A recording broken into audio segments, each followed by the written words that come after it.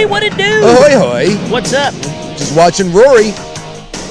Yeah, this is Quail Hollow. Look at that march. Yeah, his little tiptoe walk. I love when athletes, like this is the NBA guys when they're, and WNBA players might even be worse. What, like the walk into the arena when they pretend that like the camera isn't right on them. Right. I love just this is how I normally walk. Oh, get bent. That camera's following Rory and he's got the shoulders back and it's like peacocking a little bit. You're like, oh yeah, this is just my normal stroll. We need to do that for the show. Yeah, I'm not even paying attention to this camera right in front of me. Oh, look how awesome I am. Got my Louis Vuitton like toiletry bag and you're wearing some lady's blouse like tied off because it's, I don't know, ironic. You're like, yeah, Jeremy Grant style. I love just that level of narcissism of pretending that the camera isn't there. But just meanwhile, you're just basking in its glow. Well, I think, Steven's right. We should do that for the show. From the car to the studio every day. Make it a bit. Just cruising in. He's got to text someone that you're here. Hey, I'm here. Yeah. Rob gets out of his that 14 gold Outback. 13. I think. Yeah. I can never remember. Yeah, it's one of those. I think it's a 2013. I can picture slow motion, the door opening up, Rob emerging from it. Yeah. Just that it's kind of hard to get out of. That beautiful, it's a little low, isn't it? Yeah. Yeah. We have an Outback in our house, and like every now and then after, like if I'm like taking the dog somewhere, it's my daughter's car, and I will say it's a little bit of a low rider. Yeah, you'd get me grunting trying to get out of the car. My golf glove would fall out of my back pocket. My sunglasses would fall off my head. I'd say, "Damn it!" And then I'd throw them back in the car, slam the door, and strut in for the program. Slow motion, just shoulders swaying. Yep. John Parr's shoulder shimmy going on. Guts sticking out. Maybe some theme music going. Maybe some nice yacht rock. Yeah, we need theme songs. Maybe a nice Bertie Higgins tune, if you will. Yeah. Well, Rory has a pretty distinct gait. Yeah, he does. I will say. Yeah. So that's why I just laughed because he was walking through the trailers, I'm assuming, to the out to the range or the tee box, and he did I'm not going to make eye contact with this camera, but boy, I'll strut for it. What would you do if there's a camera like right in front of you every time you walk? That's so awkward. What would you do? Oh, just funny wave. Hey. Would you do the hi mom? Remember that? We used to do hi mom. Yeah, the hi mom. That is one of those things that would make me very uncomfortable. Well, I think that's why they don't look at it. Yeah, it would jam me. It's uncomfortable, so they pretend it's not there. Whenever we had to run out of the tunnel, like for games, I was the very last person. I never understood the dude who's like, I want to be first. I can't. Just put me in the back, and by the time I get out there, the camera's off, and I can just casually walk to the sideline. I don't need to run through. And I it's just, that's me. I'm stupid that way. But like the Dan Lanning Dabo thing, they like both sprint out to lead the team. I'm like, well, the coach has to. Do they? Yes. You have to sprint. Well, no, Dan has to line up with Dabo and sprint the 40 yards. You kind of do, because no, you don't. You have to be the first one out. You're the coach. You're the leader. You have to be the first one. So if you walk and strut, the other players are going to be running right around you. That doesn't work. So they kind of have to run. I don't know. I just couldn't do it. Someone said maybe some finger pistols. There you go. Do a little Han Solo finger point. All right. Well, I don't think this would be a great bit. We just get real uncomfortable real fast. Yeah. No. Yeah. I think that's right. Yeah. I don't need a camera on. I always wave to the security guards at the other place, like next door. Yeah. I wave to those guys. The Esco, right? Yeah. Esco, yeah, something like that. Something like that. Yeah. I wave to those guys. They need big time security over there. They do have a lot of security guards. Why don't we have security? Try it again, please. Yeah, that's a good question. Well, we did have the naked homeless guy that once. That would have been nice security. I'll tell you what. That turned out to be me. During our show strut, yeah. If we get accosted, you suing? I'm suing. I hate to say it, but Or does that guy oversee is he a building security? That's a good question. Because he sits in there. Can we? Maybe that's. If we have an issue with a streetman or a stalker, can we go to the ESCO security guy? Well, he does. He cases the parking lot. Do you ever see that? Yeah, yeah. He'll walk the. Well, that's the only time I see him is every now and then he'll be out there. He's out there looking for perps. Sure. Yeah. One of them found my wallet the other day, though. Oh yeah. Yeah. Wait, yeah. your wallet was just in the parking lot? No, I think it fell out in the bathroom, and I couldn't find it, and so we asked the security guy, and he had it. So I got to find that guy because like I want to thank him, but I don't know which security guard it was. Huh. Yeah. But yeah, I don't know how that works. I don't know. I would assume that he's security of the building and would help, but he may be like, hey, not my problem. Do you work here? Well, I work in the building. Not my monkey, not my circus. Yeah, sorry. As the kids say. Yeah. You know the kids say that. Yeah. I think when in doubt, you just run back into the building. Well, Swag, right? Didn't Swag confront the vacuum intruder that one I time? don't know. Yeah, there was someone that I tried to enter the building. Apparently, they were here to vacuum, allegedly. And I think Swag confronted them. That's right. They were worried. Yeah, yeah. And it turned out to be nothing, which is 99% of the time. Sure. It's nothing. No.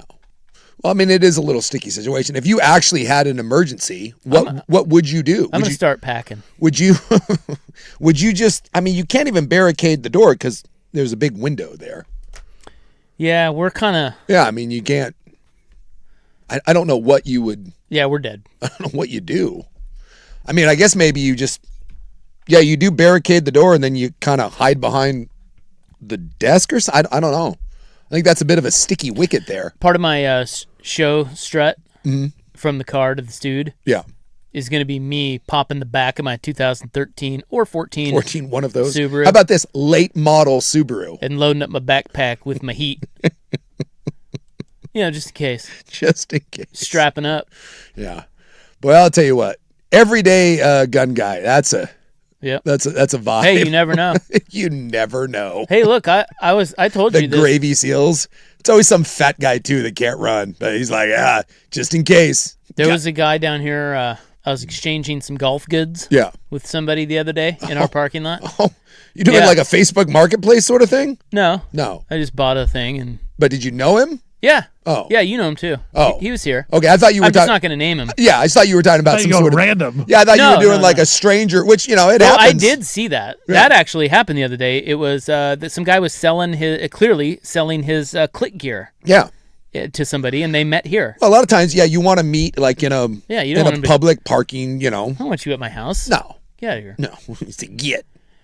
So anyway, this guy got out of his car. He's like, "Wow, new studio, huh?" Like, yeah, pretty cool. He's like, "Yeah, I don't know. I've seen some stuff down here already." What?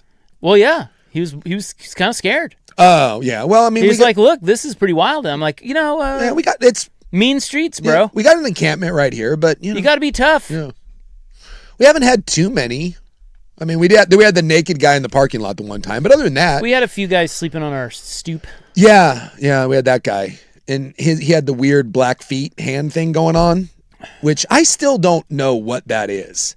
What sort of soot is that? I haven't quite figured that part of it out. Where like from like the forearm down and like the ankle down, it's like charcoal.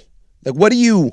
And again, I'm not familiar with what the street men are up to, but how do you get that universal soot? Where are your hands and feet going? Where you just have what appears to be like sticking your hands in an old barbecue, or like in your spare time, are you a chimney sweep? Are you like in a Mary Poppins, Dick Van Dyke sort of thing? Where and why only your hands and feet? Well, one of three things. Yeah. Seems to me. One, infection. Two, just dirt and grime. But like Yes. that kind of dirt Well, and grime? yes. If you're out there for that long, you don't ever wash your hands. Yes. And three, So just two, it's, basically. no, they're dead. Like they're dying. Like it's, Can you? Yeah. Again, this is the sort of thing where if you had the Streetman podcast, I would like to ask that question. Can that be washed off, or like you said, is that more of a permanent sort of condition? Because the guy that slept out front, he was sticking needles in his feet, which was always a little jarring.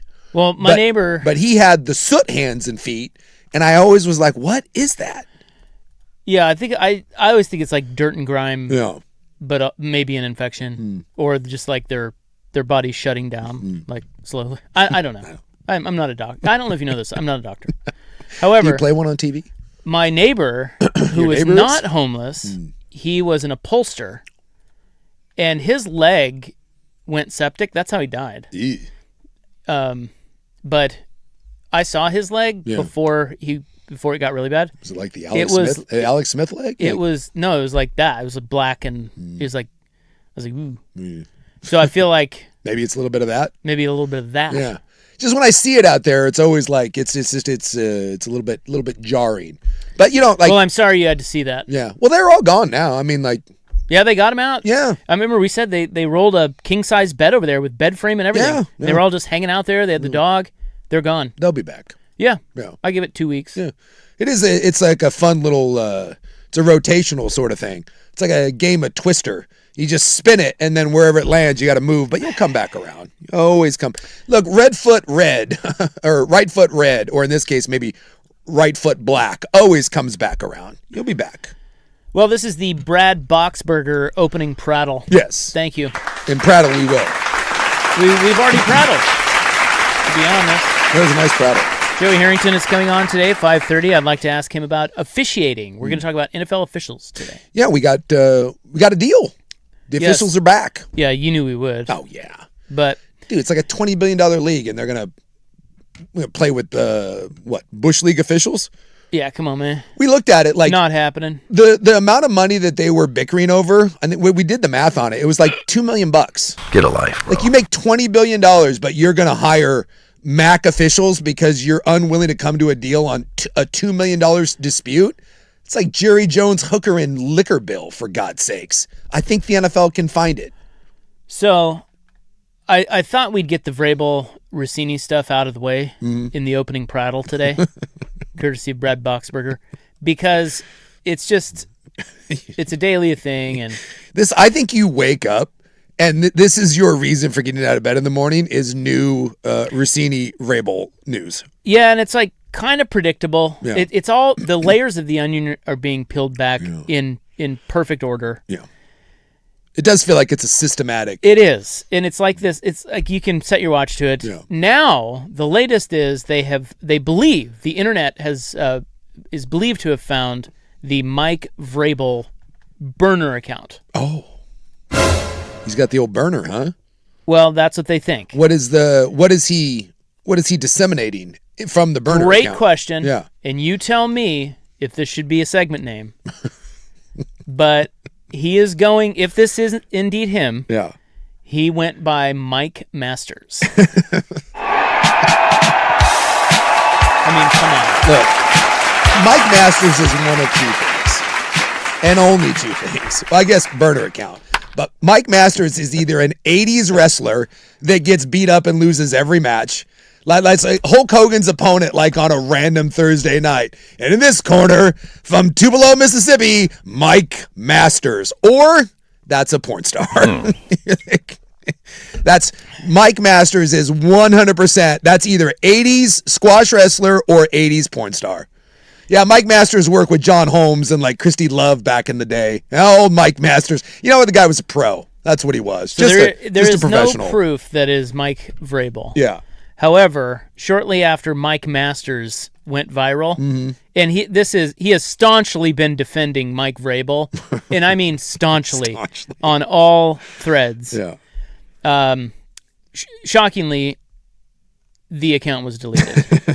The account was deleted shortly after it went viral. So, but they still do not know if it actually was Mike Vrabel's. Although that's probably tomorrow's news. Somebody from X, Elon, somebody tells us who is the owner of the account. Any Patriot fan has any sort of sand in their boots, they will show up with a... Vrabel was 50, I believe, if I'm not mistaken, when he played for the Patriots. You should be getting a Patriots Mike Masters jersey right now. Just sign that bitch up. Let's go. Yeah. So that's the latest. There's also news that Rossini didn't name the kid after Mike Vrabel. Okay, what's that news? The news is that she has a brother named Michael as well. And so she named it after her brother. And the other child also has a name that related to her family. Okay. And that would be more... So that's positive yes, Rossini news. And that would be more believable, honestly. Maybe the kid after Mike Yes, Vrabel? that makes way more sense. Sure. I mean, I don't Michael, buy it. It is Wink, a common wink. name. You know. Yeah. Oh, yeah, I'm looking here at Mike Masters. Ah! Yeah. Boy, I'll tell you what, Mike Masters with no photo sure did like him some Mike Vrabel. Boy, the idea of sensitive athlete, burner account guy, Kevin Durant, Mike Masters, it's just... There's no way Vrabel's that petty, is it? Is there? Yeah, there is. You think so? Yeah. I mean, I know he's a meathead and all, Dude. but I just feel like he wouldn't I don't know, do that. We've said Would it he before. hire somebody to do that for him? He'll do it himself. There is no one, we talked about it, there is no one more sensitive on this planet. Like people like, oh, women are so sensitive. No. Whoa. Professional athlete. The professional athlete is the most sensitive human being on the planet, minus Charles Barkley. Barkley may be the only one that isn't emotional like an 8-month pregnant woman. But yeah, it wouldn't shock me at all if Vrabel, the burner account, it would make sense. He's like, check this out. I'm gonna tweet how awesome I am. You want to predict the next step in the Vrabel-Rossini? Well, I mean, the big one is the paternity test, if that ever comes. And then the other one will be, was he indeed, eventually it will come out that he was feeding sensitive information. Like there'll be proof of that. See, I feel like our next big moment in the case will be a press conference. Or, yeah. A Tiger Woods-esque. A mea culpa, if you will. Yes. Well, I could see Vrabel. From Vrabel, not her. Yeah, she'll disappear. Yeah. I don't know if there'll be a press conference. Because he may be forced to do that. See, I'm going with this. If you want the one that you can get some odds on, it will be the no press conference, but there will be a statement saying that he is taking a step back from coaching. Ooh. And that he is going to go focus on God first, then family, then himself. You can't win this way! And he will be stepping away from the New England Patriots for a period of time. That will be the next, if you wanted the next really big thing, he'll step away. I don't think so. He already did it once for a day. Yeah, but hits are going to keep coming. I feel like we're in the day and age where people they're taking their cues from our leadership. Yeah. And they just don't. Just lean into it? Not necessarily. They just don't go as far as you think they should, right? Like they just, like he'll be defiantly the coach of the Patriots until they just have to fire him.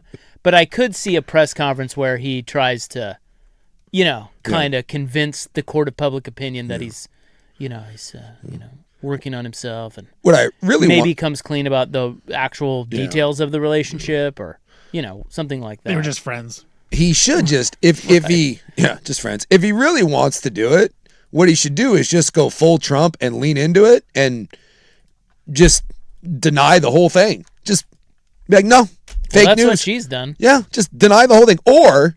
Or he could, because he's kind of already admitted to it, just go full villain. Just do the heel turn and be like, yeah, what about it? It's like, yeah, that's how I get down. Just full on. Remember when like LeBron decided he was going to wear the brown hat? And he's like, yeah, I'm going to be evil LeBron. Like just. What? The evil LeBron, he said he was like done and he was going to be the villain, which lasted all of like 2 seconds because that guy has to be loved. Just if you're Vrabel, like in the 80s, when you were an evil guy, like the evil twin, you grew a mustache, just do that. Grow a mustache, be evil Mike Vrabel, and just be defiant and just not give an F. And just lean into it. Just Will Wade. You know what? I'm done. I'm back. Suspension's over. Let's go. Be like, yeah, I did it. It's probably my kid. I don't care. What are you going to do? I got games to win. I don't care. Yeah. I would love her to be like, might be my kid. Don't care. Yeah. Oh. Go team. Yeah. Oh, it's a long time. I don't know. That's between me. That's between me. That was years ago. Yeah, it was years ago. It's 9/11. Look, he's fine without me. I got stuff to do, right? I got games to win, huh? I got Super Bowls to win. See these rings right here? He's the guy that said he would chop off his own, what, to win a Super Bowl. Did you see our offensive line in the Super Bowl? Yeah, I got work to do. I got bigger fish to fry. You think I'm worried about an illegitimate child? I probably got 3 or 4 of those out there. I'm Mike freaking Vrabel. You know what I was doing when I was winning Super Bowls? Yeah, I was winning Super Bowls and getting knee deep in skush. Time to go, baby. So, do we go Mike Masters on a segment? I like Mike Masters. Does he get a segment? It's pretty good. The Mike Masters segment. Yeah, that's good. Yeah, I think it works. Yeah. Mike Masters and Ron Mexico definitely hang out. By the way, 100%. I'm slotting him in at 5. Well, we've got malfunctioning epiglottis at 5:30. Yeah, which we're toying with. Squeeze it in there. I'm gonna go 5:45. Mike Masters. The Mike Masters segment. Except today we got Joey, so Mike Masters isn't going to get a segment. No, it's Joey on the Mike Masters segment. I see. Much like it will be Joey on the malfunctioning epiglottis segment. Takes Takes a back seat to no one. No. Right. It's a daily occurrence, no matter who's on there, no matter what we do. Hell, we could do nothing, which we do most days. All right, so Joey, 5:30. Let's start with the Frank Gay segment. We've got audio. Chuck responds to Draymond, and we'll do that next.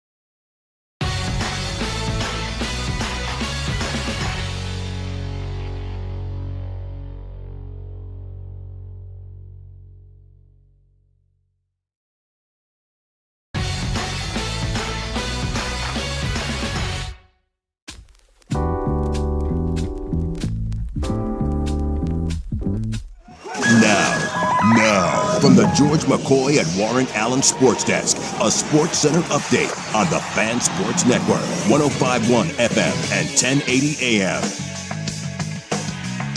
First on the Fan, Dallas Mavericks are hiring a new general manager. It's going to be former Trailblazers assistant GM Mike Schmitz. He'll be the new man in Dallas, reporting to Masai Ujiri. Knicks forward OG Anunoby, he is out tonight for the Knicks with a hamstring injury. Game 3 between the Knicks and the 76ers. Tonight, Knicks up 2-0 in that series. Philadelphia, a small favorite at home. University of Iowa head basketball coach Ben McCollum, he's finalizing a new 6-year contract after leading Iowa to the Elite Eight last year. McCollum had some ties to maybe the Portland Trailblazers job. New York Jets and running back Breece Hall, they've agreed to a new 3-year, almost $46 million contract. The NFL also announced today that they will release the regular season schedule next Thursday. And Dodgers pitcher Blake Snell, he is expected to come off the injured list and start for the Dodgers on Saturday. I'm Stephen Vaughn from the George McCoy at Warren Allen Sports Desk. Don't call your mom, call George McCoy at warrenallen.com.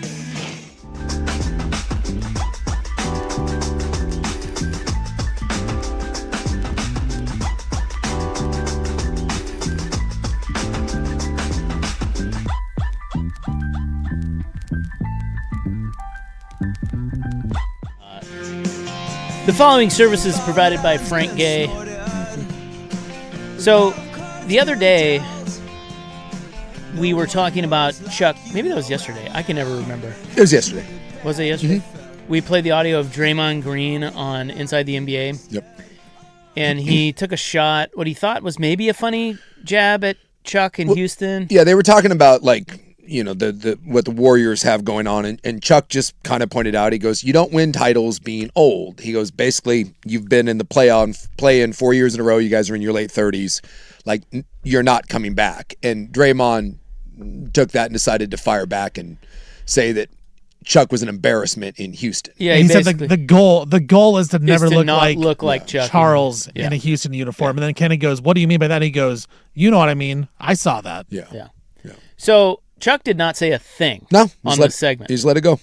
And I contend he was fuming, but you were making the point, like, he hears that all the time. He's comfortable enough that I think maybe it didn't bother him. I think Charles Barkley is the most comfortable in his skin star athlete that maybe I've ever seen. Well, that's true, but that still doesn't mean he doesn't. Yeah. You know, on national television, on your show, somebody comes on and says that about you. It's like that, you know. Yeah. Chuck's a competitor. Sure. So I thought maybe he got pissed about it. And but he never said anything on Inside the NBA. Nope. He did say something, though, on, I think, this from? The Dan Patrick show. No, this was... Oh. Yeah, he was on Arizona radio. Arizona radio. Okay. This is Arizona Sports. Because he was on Dan Patrick. That clip was going around, too. Yeah, who? Yeah, this was 98.7 FM Arizona I don't Sports. know. Some old loser from ESPN. So here's what Chuck said. Hey, man, I never punched down. Draymond's a good player. We're not on the same level. So I can hear, but I don't have to respond to every time somebody says something about me. Yeah. Hey, this Draymond's a really good player. He's had a hell of a career, but we're not on the same level. Yeah. Okay, so he's saying, hey, look, I was way better than you, so shut up, whatever. I don't care. And I think that's the point, is he's had a lot of those people come at him, and Draymond's a champion and all that, but Charles Barkley's one of the 50 greatest players of all time, and to his point, Charles Barkley's worst season in Houston's are better than any season that Draymond's had. So I think it's a shockingly just for someone to be that mature to not turn it into a pissing match on live television, and then the idea of not punching down. I don't know how many people would take that. Like, I don't care how many Hall of Famers would you have to put up on there to find another one that would let that level of disrespect and shot go. Yeah. I mean, the fact that the only one that Kevin Durant would let it go. Oh, yeah. The only one that pushed back was Kenny, and there was that little look where I think Kenny was kind of looking at Chuck like, hey, do you want me to go at him? And Chuck's just like, no, man, just let it go. That's why I still think it was weird that Chuck didn't say a thing. Yeah. But give him credit. Yeah. So now we have Draymond Green, Austin Rivers beef. Dude, that thing's been going on for longer than the Chuck beef. And this is beef you didn't know you needed to hear about. Yeah. Because you may be going, well, wait a minute. I hate Draymond Green. why would I care about Austin Rivers? I also hate Austin Rivers, so Yeah. Yeah, like when he played, it's like, what? He wasn't Get out of likable. here. Yeah. Well, okay, so I have 2 audio clips here. Mm-hmm. The first is Draymond calling out, of all people, Austin Rivers. Mm-hmm. I don't like to get in these back and forths because, quite honestly, guys that you usually get into the back and forths with, they become back and forths because it's like one of them like severely tips something this way and the other is just like kind of so far down that it kind of pulls you back a little bit. And so, speaking of Austin Rivers, I saw he said he's bewildered and it's ridiculous of what I said. And I just find it interesting that a guy who was the 10th pick in my draft, I was 35, who's on his second act, still on act 1, he goes, Draymond, never been a scorer. Austin, you and I averaged the same amount of points in high school. And I say high school because that's when you were at your best. And then in college, he was still good. He was very featured at Duke because NBA careers, should he really talk about my NBA career? I'm still with my first team. He was gone from his first team in 2 years. The guy received the biggest bailout in U.S. history prior to President Trump bailing out the airlines when his dad gave him $42 million. And I tip my hat to Doc. I pray that I can give DJ $200 million or give Deuce $250 million. I pray that I can do that one day. I love how people just go take the 15 seconds that they want to take and make it a headline. But I really enjoyed watching Austin Rivers be bewildered. Okay. There's a lot to chew on there. Yeah. He went at him. Apparently, it's not true that they averaged the same in high school. No, as a junior, Draymond averaged 23. Austin Rivers averaged 25 as a senior. And then as a senior, Draymond averaged 20. So Austin Rivers averaged more on a much higher level. Are we really talking about? Are they? It's unbelievable. We're really bringing their high school stats. This is Which how goes petty. to Sue's point, how crazy and rare it is that Charles Barkley does not care that people call him out. Yeah, and these guys are arguing about high school stats. High school stats. Yes. Draymond's a Hall of Famer. It's unbelievable. Yeah, exactly. Like Draymond Green. He will be in the Hall of Fame, and he's arguing with Austin Rivers, of all people, about high school stats. Yeah. And so, so buckle up for this one. We've got 3 minutes of Austin Rivers responding here. And by the way, he kind of cooks Draymond. Like it's pretty This good. is well done. Yeah. Come on, Draymond. This is ridiculous. Seriously. Ridiculous. But you know what? I'm going to address it because you crossed the line and you are mad disrespectful for whatever reason. You've been around too long. We both were drafted in the same class. The fact that you don't have the wherewithal to do your due diligence and actually understand I was being highly complimentary of you on the Dan Patrick Show. But it's you, and I shouldn't be surprised. You always act irrationally, emotionally immature, and your anger always puts you in hot water. So here I am having to address a video of you belittling my career. First off, Draymond, we weren't the same players in high school. I don't care about our numbers being similar. I did it at the national level, the top level. Hence why I got the Naismith Award, and I got pretty much every award you could think of in high school. I was ranked number 1. You were ranked, I don't know. So cut it out. Next. College, you actually were you actually a really good college basketball player, but it's hard to compare because I was only there for 6 months. Something you could never do. Talk about I was, one of the featured guys. No, I was the guy. I led my team in scoring. I was first team All-ACC, freshman player of the year, lottery pick. Stop. Next. The NBA, hey man, you got it, Dre. I mean, listen, I played in the NBA for more than 10 years, more than a decade, but 11 years, but I'm not a Hall of Famer like you. So I'll give you that credit. All right, you got it. But let's peel back that onion and understand why. Easy, Tiger. Okay? You have the delusion, the non-wherewithal, the irony of you saying I'm part of the biggest bailout in NBA history. Draymond, you are the luckiest basketball player I think I've ever seen, especially in modern day history. Let's talk about that. You were drafted to a franchise with a Hall of Fame front office, Bob Myers, Hall of Fame coach, Steve Kerr, the greatest shooter of all time, and perhaps the top 5 player of all time, Steph Curry, Hall of Famer. One of the greatest shooters, top 5 shooter of all time, another Hall of Famer, Klay Thompson. The Swiss Army knife himself, the guy who could do a little bit of everything on the floor, Andre Iguodala, another Hall of Famer. I know, keep up, it's a lot of talent. Not to mention one of the most lethal scorers of all time and arguably a top 10 player of all time, Kevin Durant, the same guy you chased off because of this, your mouth. You talk too much. And that's not even counting the plethora of talent around those guys. The Sean Livingstons, the Barbosas, the Andrew Wiggins, the Jordan Pooles, who you also chased off. Cut it out. Draymond, you're the backpack jump shooter. You're the guy that everyone leaves open. No one guards you. There are hours and hours and hours of film of just you being left wide open. In fact, anybody can just YouTube or Google or watch any Draymond game ever, and he's open all game. There are clips of you getting a rebound and just driving in a straight line and just getting a wide open layup because everyone's fanning out to guard the actual talent on the team. Talk about Steve Kerr hindered your career. Bro, Steve Kerr made your career. How dare you? Coming at me? Are you kidding me? I wish I could give my son $200 million if I was a coach. Yo, the NBA doesn't give coaching jobs to guys who may or may not sucker punch one of the players and staff. You need to fall back, Dre. Let's just be frenemies. Okay, there you go. Austin Rivers. That's really good. Whom we haven't thought about for years. No. Okay. Easy, Tiger. Ooh, nice. It's a good drop. Yeah, so he's right about all of that, obviously. Mm-hmm. Good little fillet of Draymond. But it kind of bothers me. Well, I hate to defend Draymond Green. But you're about to? Well, I will defend a player that did the things that he did to help his team win a championship every day of the week and twice on Sundays. Yeah. And I think this is what it is. I hate the notion that because he was not as good of a scorer as Austin Rivers, that somehow elevates Rivers or drops Draymond. Like Draymond Green, as Steven said, is a Hall of Famer. 100%.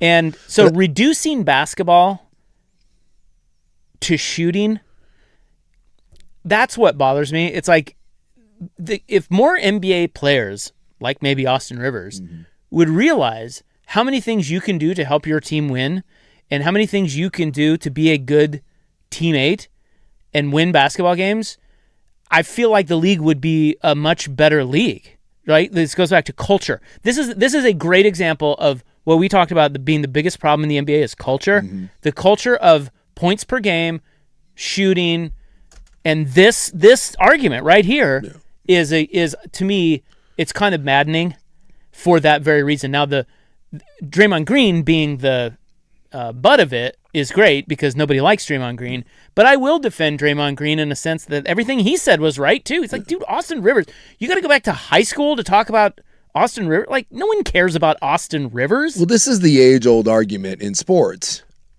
How much credit do you give to the third banana? Like, or even second banana, right? Like, the idea, there's only so many gravitational players, and in the NBA, it's smaller than any other sport, right? And so there is a skill set to being a complementary piece, and that is a skill unto itself. But when that is uber successful, the third banana or the second banana wants their flowers as if they are indeed the gravitational player. And they get tired of, even though they're willing to do the dirty work and they take the success of it, they ultimately want, like Scottie Pippen suffers from this 100%. Shaq and Kobe, they broke up the greatest modern day dynasty because of this. All three of those guys are way better than Green. Yes, but this is, my point is, by a million. Even from 1 to 2, you have this. And when you get to 3 and 4, it becomes even more problematic. And this is the truth of it, and it's not to take anything away from Draymond Green. You could replace Draymond Green with probably a dozen players, and Golden State doesn't change anything. You can't replace Klay Thompson. You can't replace Steph Curry. You can't replace Jordan. You can't replace LeBron. And so that's not a disservice to Draymond. It's just, it's the truth of the matter. But you were fortunate enough, as Austin Rivers said, to be put in that situation. And then you were good enough and smart enough to fit your role and be able to fit into all of that. And you did provide something that, not everyone could do. But had he gone somewhere else, he's Dylan Brooks. Yeah, no, that's all true, but I think the problem I have... both things are true. Well, yeah, I think they both have good points. I just hate that we're elevating Austin Rivers' points because he's reducing the game of basketball down to just scoring and shooting. I think it's fine if you're comparing him to other third bananas. Yeah. The problem here with this is you're comparing him to Austin Rivers. But here's the thing. There's no comparison. But there's also no comparison to Draymond comparing himself to Charles Barkley. Of because course. in his mind... I'm better than you. I have 4 titles. Because, like, to him, it is always a team thing. And that's the Charles Barkley being like, I don't punch down. Yeah. We're not on the same. There is Green's a bonehead. The same gap that exists between Barkley and Draymond exists between Austin Rivers and Draymond, but Draymond will never admit that. But I could argue that Draymond Green is the best defensive player in basketball in the 2010s. And I don't think people recognize that. People just say, well, he averaged 10 points. Yeah, he did. Yeah. But he also changed the game. He was part of the first ever, the quote-unquote death lineup that the Warriors put out there. Yeah. He was a 6'6" center, and they were doing that before anybody was doing it. They were going small ball. They were playing, if you could guard and you could rebound, you could play small and have a great offensive team. And Draymond was the head of that. He could guard guys that were 7 feet tall. Yeah. And so, yes, he wasn't elite offensively, but he was the elite of elite on defense, and we always downgrade that because he doesn't score. Yeah, exactly. This is my only point. Yeah. I'm not defending. Like to Suk's point, Suk says you could put a dozen guys in his spot. I don't know that you can because he was that good unique, defensively. But I hate that the league laughs at him because no one guarded his shot. Yeah. That is such a reduction of that man's capabilities. I just think we covet the wrong things too much. And Austin Rivers is a great example of that. What the hell did he ever do? Because Draymond had opportunities to go sign a max deal with other teams. But this is the problem. He never wanted to. He wanted to fit his role. Yeah, see, that's horse crap. Because he knew had he gone somewhere else, he disappears. That's true. Like that, and that's the crux of this. To me, I don't want to take anything away from Draymond Green, but Draymond has a skill set that only works. It's like he's a car part, but the car part only works in Lamborghinis. Like you're a certain shock and strut, and when you put that on a Lamborghini, it makes it into a supercar that cannot be beat. But you put that on a Chrysler 300 or even a nice car, you put it on a Cadillac or something, and it's essentially meaningless. Draymond Green on 75% of the teams in the NBA is meaningless. He just is. But on certain teams, 25% of those teams, he's the difference between winning titles or making deep playoff runs. And that is, those guys occupy the most unique position in sports. It's like being the number 2 receiver in the NFL. Like you're not Jerry Rice. John Taylor, right? And guys in the NFL struggle with this. And more often than not, what happens when the number 2 receiver signs as a free agent to go be the number 1 somewhere else? Alvin Harper to the Bucks. You end up being nothing. And so that it's not just in basketball.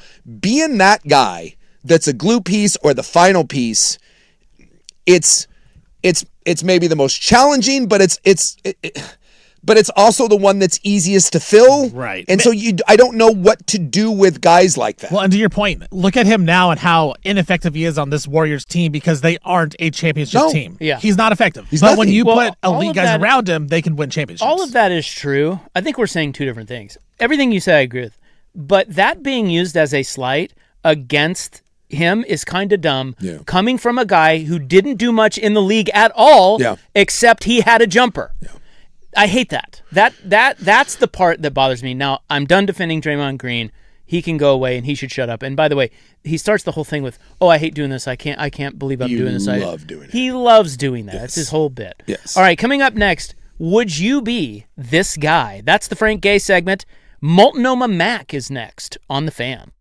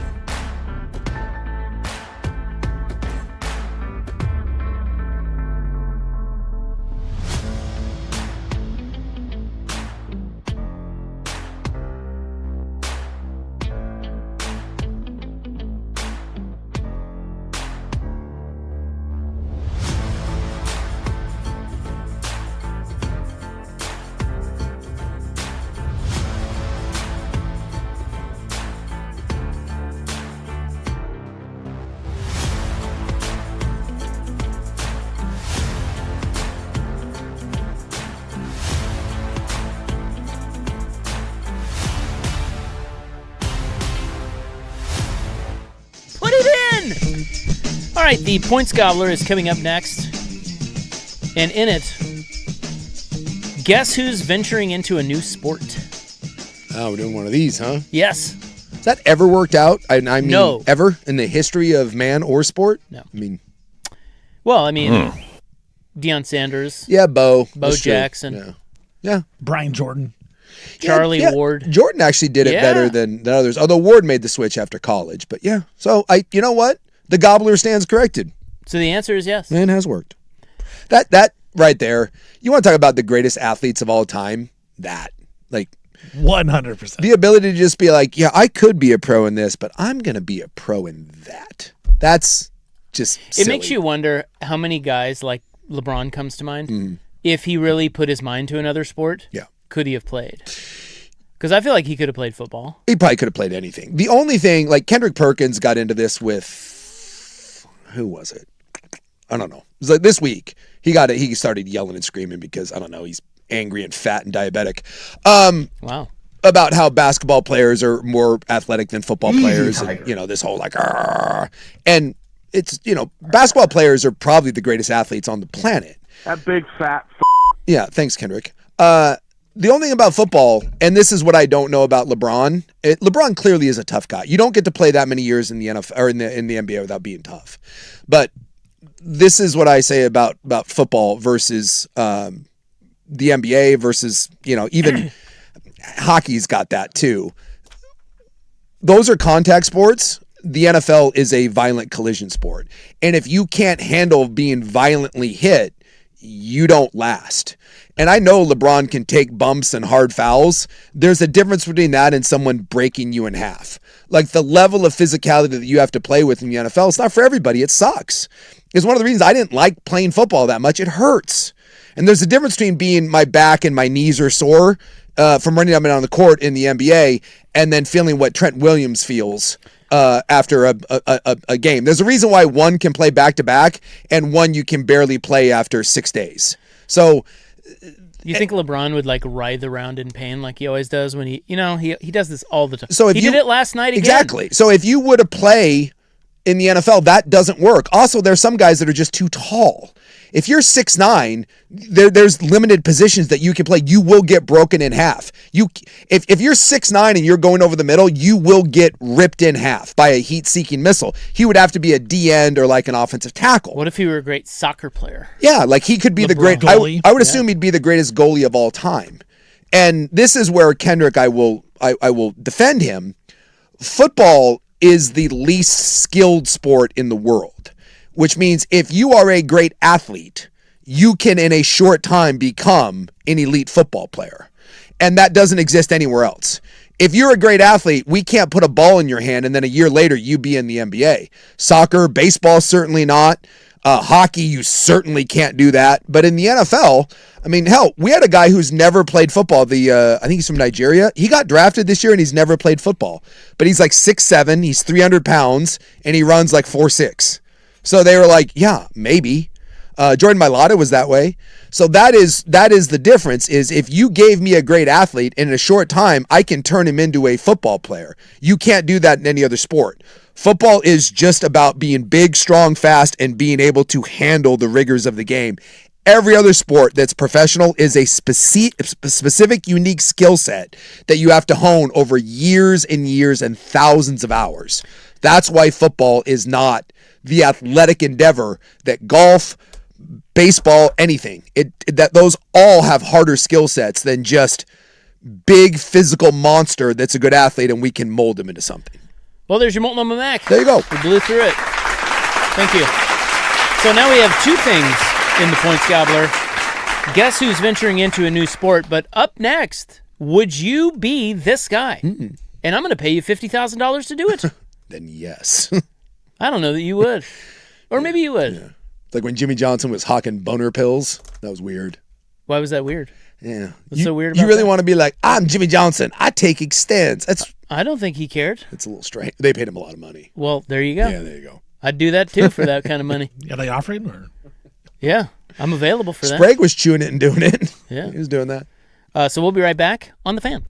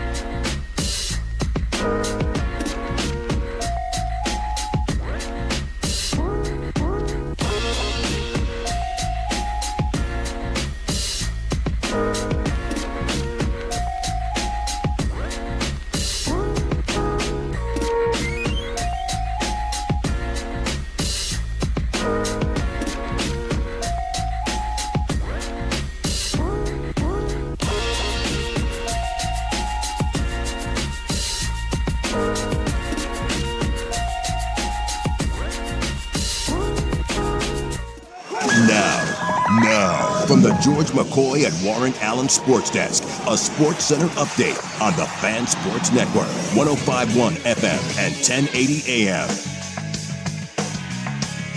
First on the Fan, former Trailblazers assistant GM Mike Schmitz has been hired by the Dallas Mavericks to be their brand new head general manager. He'll be report to Masai Ujiri.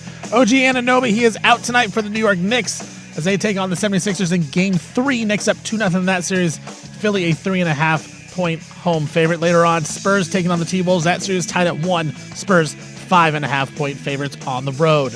Iowa basketball coach Ben McCollum, he is finalizing a new 6-year contract after he led the Hawkeyes to the Elite 8 last season. New York Jets and running back Breece Hall, they have agreed to a big 3-year, $45.75 million contract. NFL announced today that they will release the regular season schedule next Thursday.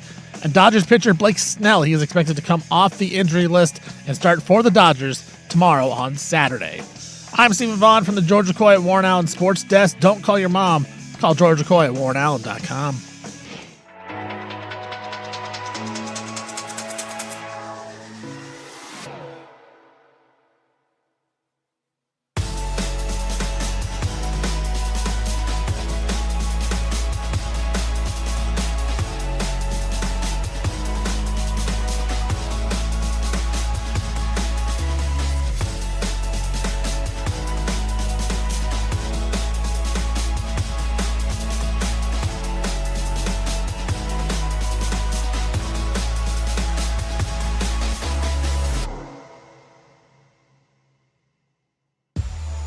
Shut up. All right, welcome back to our show. You have reached the Points Gobbler. Right in the butt. Thank you. Right there. That's what happens when you take a team getting 28.5 and they lose by 40. That's what happens when you bet against Tom Dundon. Yeah. Stevie Hockey over there last night was on the Flyers. He got Dundoned. I felt good for a while. They haven't lost yet. Then I got Dundoned. Is that 3-0, that series? Yes. Yes. Yeah. They have not lost in the playoffs. The Dundoning, despite what people will tell you, he can be successful. You know what's funny? Can I tell you something funny? Do this it. is really funny. No, what's funny to me is when, okay, so like, when you're not a huge fan of a sport, Yes. say you're, like maybe you in soccer or something, I don't know.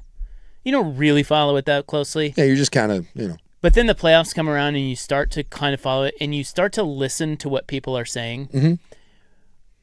When you're not a huge fan of that sport, you can kind of sense the bullshit.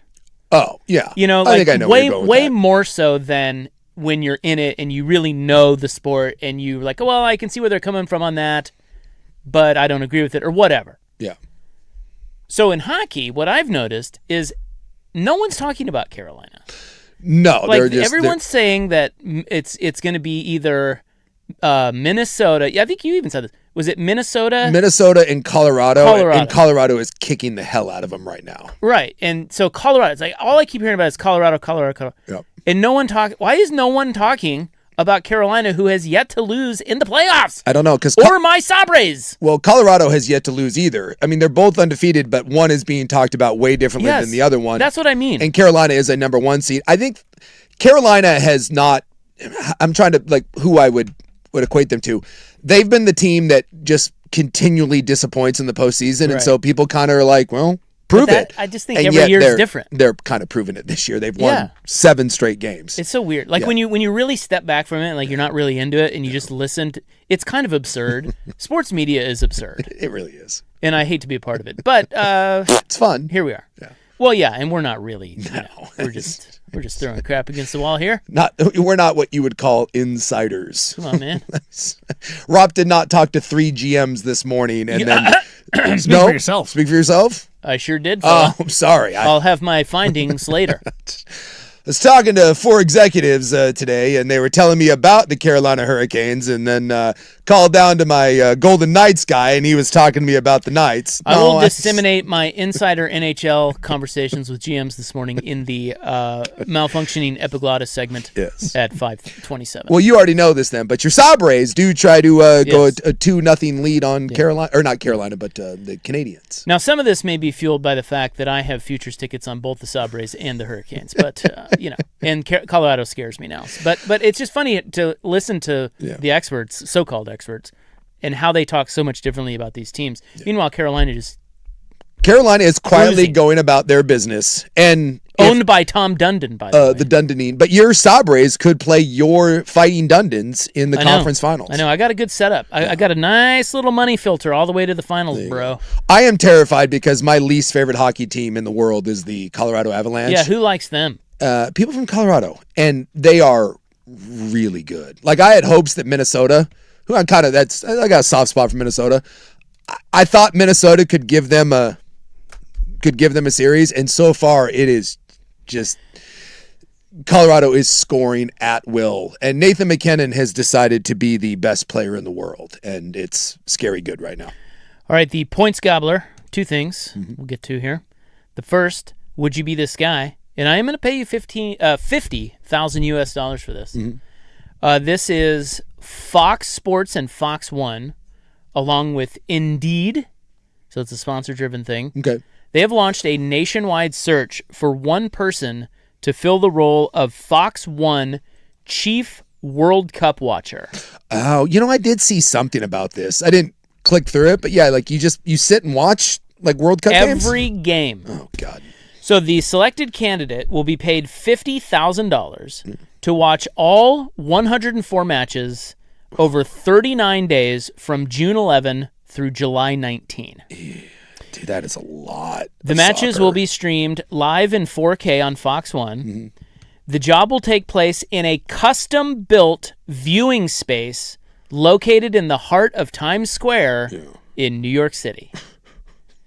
So you are basically Truman Show. Yeah. Watching every game. For a month plus. Yes. In New York City. I don't want it. For 50 G's. Nah. Again, nah. It's not 50 G's. It's 27 G's. It's $27,000. It's a used Accord. And yes, $27,000 it's a nice chunk of money. That doesn't change my life in any way. So the idea that I have to spend 40 days sitting in a public space while people stare at me while I watch something that I don't want to watch, no, dude, I want nothing to do with that. I'm good. Well, they probably don't want you either. No, they based don't. on that attitude. They want a like soccer fan that's gonna be in there jumping around. I don't think, honestly, for that amount of money, and this is gonna sound so pompous, and I get it. Look, if you're starving, big right? money bags over here. Well, no, but $27,000, like, what do you make? Let's say what is if you are working a normal job, like you're making $20 an hour, what are you making in 40 days? What are you taking home? Right? So, because that money goes away. So it's not even $27,000. Let's say you're really doing it for, let's say, 18 grand or 20 grand. So for 20 grand, you have to sit there and do something that you are absolutely miserable for. And that's your whole life for a month. Just, again, at a certain amount, that's awesome. But that's, I don't know. That just doesn't sound like something that I would want to do. I don't think I'd want to do that for anything.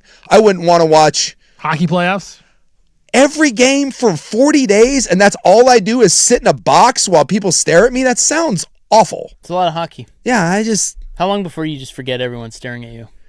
Boy, I don't know. Can you? People coming by. It's like you're just a monkey in a zoo at that point. People are tapping on the glass, and I don't know, that would be weird. It'd be very weird. I would need it. I would need that money for something specific. Like it's like one of those conveniently priced heart surgeries or something they have in movies. It's like, look, I'm going through. You need $27,000. I need $27,000 in a month, or like, my kid dies, and that I'm doing this. That conveniently priced. Then I'll do it. But if you're sitting here right now and like, hey, do you want to go sit in a box for over a month and watch how many hours? How many games is that? How many games? I mean, because each game is 104. So 104, and each game is going to be 2.5 hours. Matches. Thank you. So you got 90 minutes, and then you got the half and any overtime. So let's just say you're there for 2.5 hours. per game. That's a lot. That's a lot of time. I need details. Yeah. Bathroom. Yeah. Sort of my where am I sleeping? Food situation. Do I get to exercise? Do I have to like? Do I have to pay for all my food in Times Square? Like what? The devil's in the details here. If I didn't have a job, I might be up for it. Although I'm not huge into soccer. Well, that's what I'm saying. Like if you don't have a job and you're just sitting there, but I don't know. I don't mind my job. I like my job and I like my life, and to disrupt everything for 40 days and be about a bunch of soccer dwelling yoo-hoos. Here's another question: I'm good. Can they talk to me? Like, or am I just in the box and I can't hear them? Yeah, they heckling. Because I don't want. Are they heckling you the whole time? I don't want to talk to anybody. No interactions. Yeah, I'm watching my matches. I actually wouldn't think it'd be terrible. I don't think it would be terrible. I've done a lot worse jobs and got paid a lot less. Like this one. Right. I mean, no. The selected fan will be responsible for watching every minute of Fox Sports World Cup coverage, creating and sharing social media content throughout the tournament. Well, that would be the other thing that I would I might be out at that point. I don't want to do stuff. And participating in a public viewing experience in Times Square. Hey, Sook, you got to put out some sweet content. I'm like, dude, I'm out. I don't know if there's anything I would want to do. And this is maybe I don't know. It's probably a blessing and a curse. I don't think I could do anything all day, every day for 40 days. Nothing. I couldn't golf. I couldn't, whatever your favorite hobby is. After a certain period of time, I'm like, what are we doing? This is just dumb. And I don't want to do this anymore. So the light at the end of the tunnel would have to be, I think, a little brighter than that. Guess who's venturing into a new sport, Jason? What do we got? We got a guy, first football, then I think a little bit of golf, so he proclaimed. Okay. And now boxing. Oh, this ought to work out. He's going to be one of the celebrity Foxy boxers? Because that always works. For Johnny Manziel. Oh, jeebus. Let's go. He's on a card. He's on a card. I hope he's fighting some palooka. Because, God forbid, I hope he's not fighting a real boxer. Oh, no. No. No. He's fighting, there's got to be some sort of YouTube. He is fighting YouTube influencer Bob Menery. Ooh. You know Bob Menery. Do I? Yeah. We've talked about him here Let's before. see who old Bob Menery He's the guy who does the... oh, I know this guy. Well, yeah. Yeah. I just told you. I just didn't... He's the guy who does the Major League Baseball... He does the voiceovers of the clips. Yeah. I don't know how to describe what he does. He does it in like he cusses and like makes them funny. He does. He think like Brockmire melting down. He's like an announcer, but he's not really. He's just dubbing over, and he's like, that guy got his ass thrown out. I don't know. Anyway, he's pretty good at it. He's pretty funny. And he's going to He is fighting Johnny Manziel on May 23rd at UFC Las Vegas Apex, whatever that is. That's their like fight center. It's the headquarters of the UFC. Okay, well, Manziel is 33 years old. What is happening? Yeah. Really? Yeah, we hadn't heard from him in a while. Did you know that so Manziel, I was reading up on him because I know he did. I think he said that at one point he was going to be a professional golfer. Didn't he say, like, we talked about it? I think so. He said, like, give me 10 2 years or whatever, yeah. Well, that's out. And then I think he became like a sports gambler guy. And now he's moved on to boxing. Well, I don't know. He still may be a sports gambler guy. He's perfect for like Barstool. I don't know why he's not on there. Well, I think they tried to hire him and he didn't show up. Oh, is that right? Yeah, remember he was supposed to do the Texas A&M playoff game for Barstool and he didn't show up. Oh, was that Barstool? Yeah, I think he was at a UFC fight and he got tanked the night before and he didn't show up. Yeah. Yeah. Okay. Well, he flamed out in the NFL, as we all know. Yes. Did you know he went to the CFL? I don't remember that. He got kicked out. I thought it was... I know he was playing some Arena League stuff. Yeah, so well, the CFL booted him? So he went NFL, and I think only like 2 years. Yeah. And then he went CFL, but he got kicked out because he didn't go to treatment. And then he went to the AAF, whatever that is. I think that's the Arena League. I remember him doing that. Okay, but it folded. Yes. And then he went to something called the Fan-Controlled Football League. I remember that as well. I remember that That was too, when the fans get to vote on like what plays Yes. they call. It was like, real life Madden. Yeah. Yes. Yes. Yeah, it was indoor 7-on-7. Yeah. And rock, paper, scissors replaced the coin toss. There was no kicking or punting. It had a continuous clock. The backup quarterback had to play at least one possession for every 2 possessions the starter played. Yeah. And the fans voted in real time on what plays to run and instant replays with a vote. The fans voted on the replays. Fan-controlled football. He was in it. Well, look, when you're Johnny Manziel, you're doing anything to make a cheap buck. That guy probably doesn't have a lot of money, and he just pieces together his drug habit in whores with stuff like this. And I'm sure he's making a couple shekels off of this fight. Of all the people you've just decided, like neither one of them has ever fought in their lives, so they've decided at 30-something years old to go fight Bob Menery. I guess Dana White's betting $10,000 that Bob Menery doesn't show up. Again, it's one of those things where, it's just you're being offered money. It's like, why not? Yeah. Yeah. I could use some money. Well, they'll probably wear the big foxy boxing gloves. Neither one of them can hurt each other. And if someone's offering you $50,000 or $100,000 or whatever, you show up and I don't know, you take a dive, you fall down, you embarrass yourself a little bit, and then you go and cash your check. Now, who would we be rooting for here? I guess Bob Menery, but I don't know Bob Menery other than his little clips. But I think it'd be funny to watch Johnny Manziel get his ass kicked. I'm going Johnny football, man. Give me some Johnny. Yeah, love that guy. Rooting for him. Yeah. Yeah, Menery used to hang around with like Alex Bregman.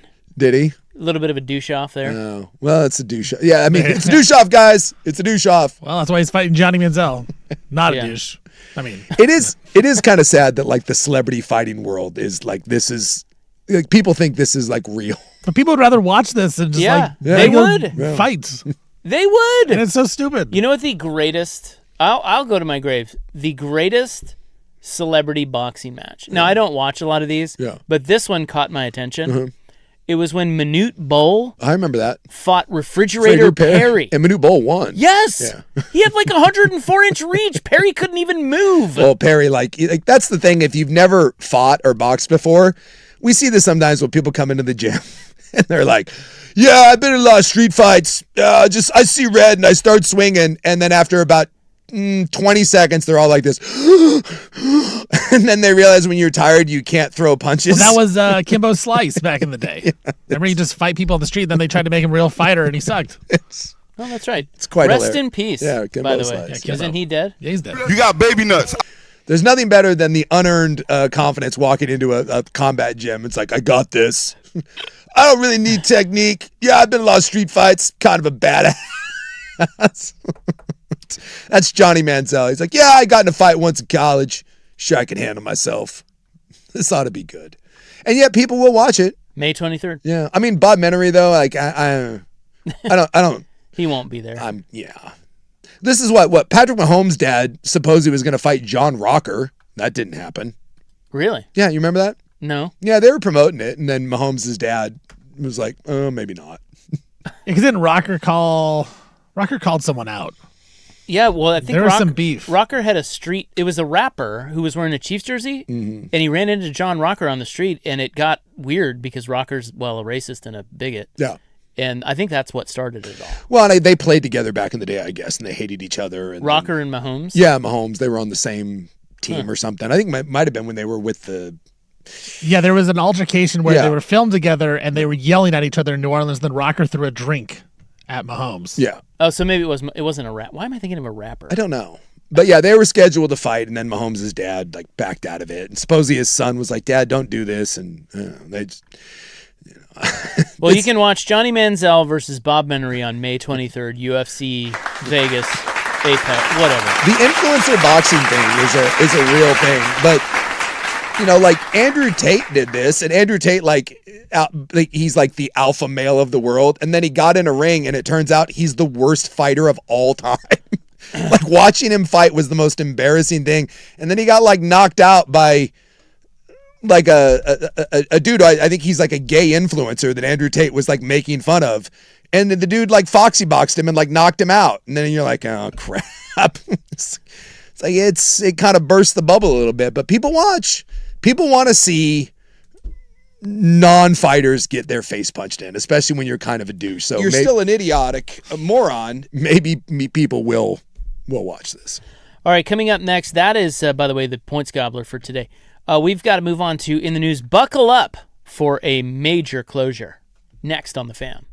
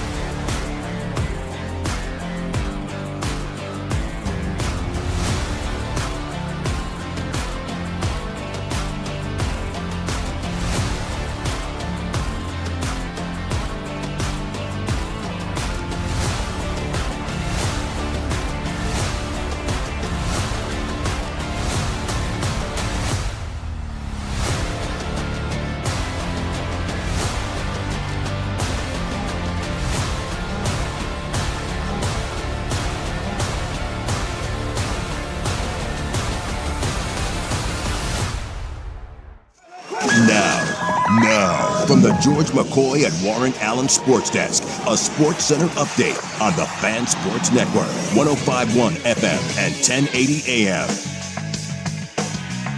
First on the Fan, Trailblazers assistant GM Mike Schmitz. He will not be with the franchise anymore. He has been hired as the Dallas Mavericks' new general manager, and he'll be reporting to Masai Ujiri. So the Blazers lose out on their assistant GM. OG Anunoby was out tonight for the Knicks with a hamstring injury. Game 3, Knicks 76ers right now. 76ers up by 10 midway through the first quarter. Joel Embiid is playing tonight. Minnesota taking on San Antonio in Game 3 in the nightcap. Minnesota about a 5.5-point favorite in that one. Iowa basketball coach Ben McCollum, he has finalized a new 6-year contract after leading Iowa to the Elite Eight last season.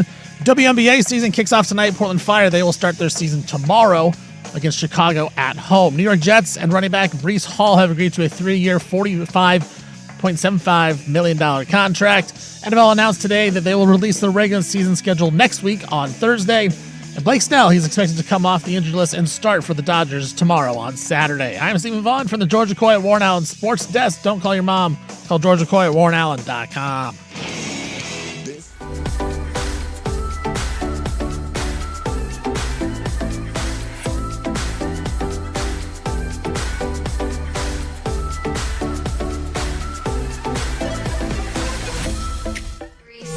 Ain't nobody got time for that. All right, pleased to have you along. Right on time. Look at us. Dusty. It was like Yelled at me again today. for the clock? Yes. Yeah. They did change the clock specifically for you, and then you kind of ignored it again. I'm not ignoring it. I think we've done a good job this week. That's the real Isaac Robb way. He's worked so hard to change the clock, so now you did. I'm not going to follow him. I've been great this week. I mean, we've had a few hiccups here and there, but Monday and Tuesday were great. It's the learning game. I will say, Monday, Tuesday, you guys are great. We were Wednesday, great. Thursday, not as much. Yesterday, especially. Yeah. That final segment was not Dusty's the like that abused spouse that just keeps But look- waiting for the husband to change his ways. Well, program directors don't have anything to do, so they have to harp about something. Rob shows up every now with some flowers and says that he's going to be better and things are going to be different. I promise, babe, this time. I swear to God, it's not going to happen again. I mean, it's really amazing. They sit in these offices and they don't. You return a few emails. Push some papers around Push your some desk. paper. Yeah, it's like I got to do this. Do a swag sigh. Hey, you pretty busy? Gotta make it higher. This is the George Costanza. If you look like you're annoyed, you look like you're busy. No one has swag was Costanza before Costanza. Hey, swag, how's it going? Dude, I remember at Costco, I would always look like I was annoyed because I knew it worked. I was like, really dude, does. this is the worst. Don't ask. A lot of stress right now. It is May 8, 2026. It is time now for In the News. I am your noted newsman. That's right. Thank you. It's brought to you by The Advocates, injury attorneys at advocateslaw.com. Today, Military Spouse Appreciation Day. Shout out to all you holding it down. What? While he's doing God knows what overseas. Yeah. It's a tough life. That is tough. Yeah. Tougher than anybody ever recognizes, probably. The divorce rate amongst deployed military guys. It's a little rough. But the ones that can make it, God bless you.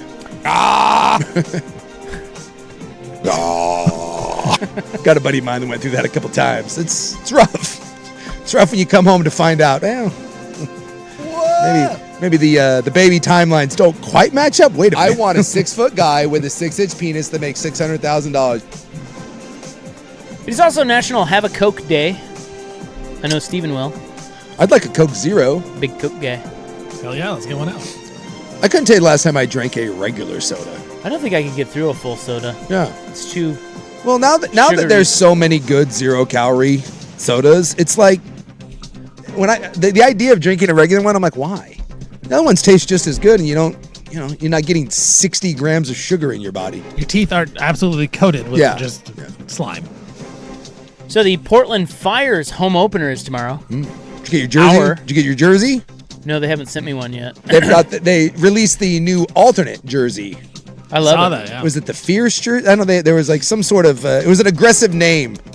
It's like their Fierce jersey, their Angry jersey. I don't know. But it was Rebel. The Rebel. It's the Rebel edition. It's the Rebel edition. It was cool. Instead of saying Portland, it was the City of Roses. Love it. Yeah. Brought to you by Lashify, which I just want a jersey just so I can wear a Lashify. You know, that's right. That's how I do it. What better spokesman for Lashify than me? So they'll be playing the Chicago Sky and undoubtedly losing. I know that's the weird part is there's so much good buzz around this team right now, but what happens when they lose like 13 in a row because they want to lose 13 in a row? Their point spread's already gone up from 3.5 to 5.5, so Sky favored.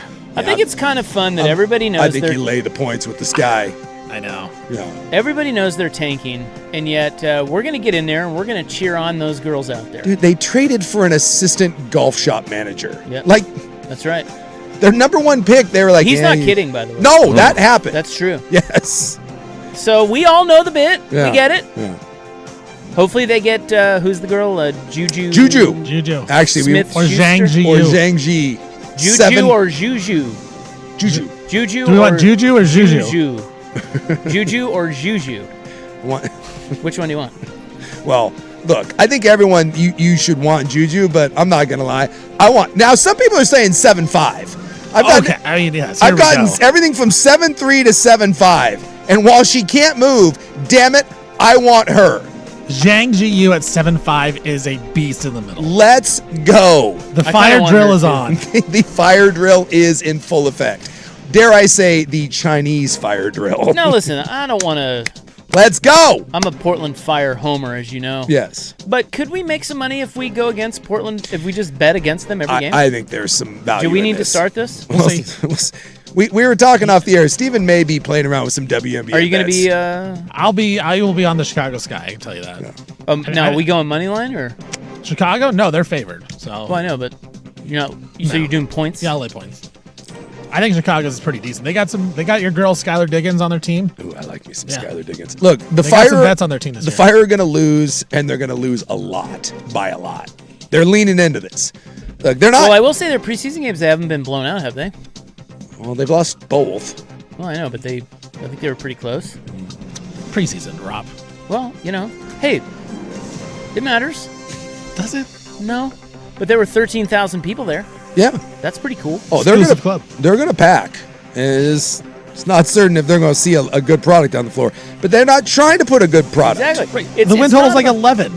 What? The win total's like 11. Okay, but it's not about.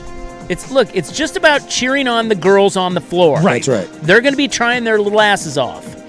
So That's right. Cheer them on. And we will. Portland will be awesome at it. I'll tell you that. Yeah. There was an article on, I can't remember which website it was. It's like KATU or KGW, one of those. And it was like, the sports bra owner can't wait for the first game. And so I click on it and I read through it. That's all it was. That's it? Yes.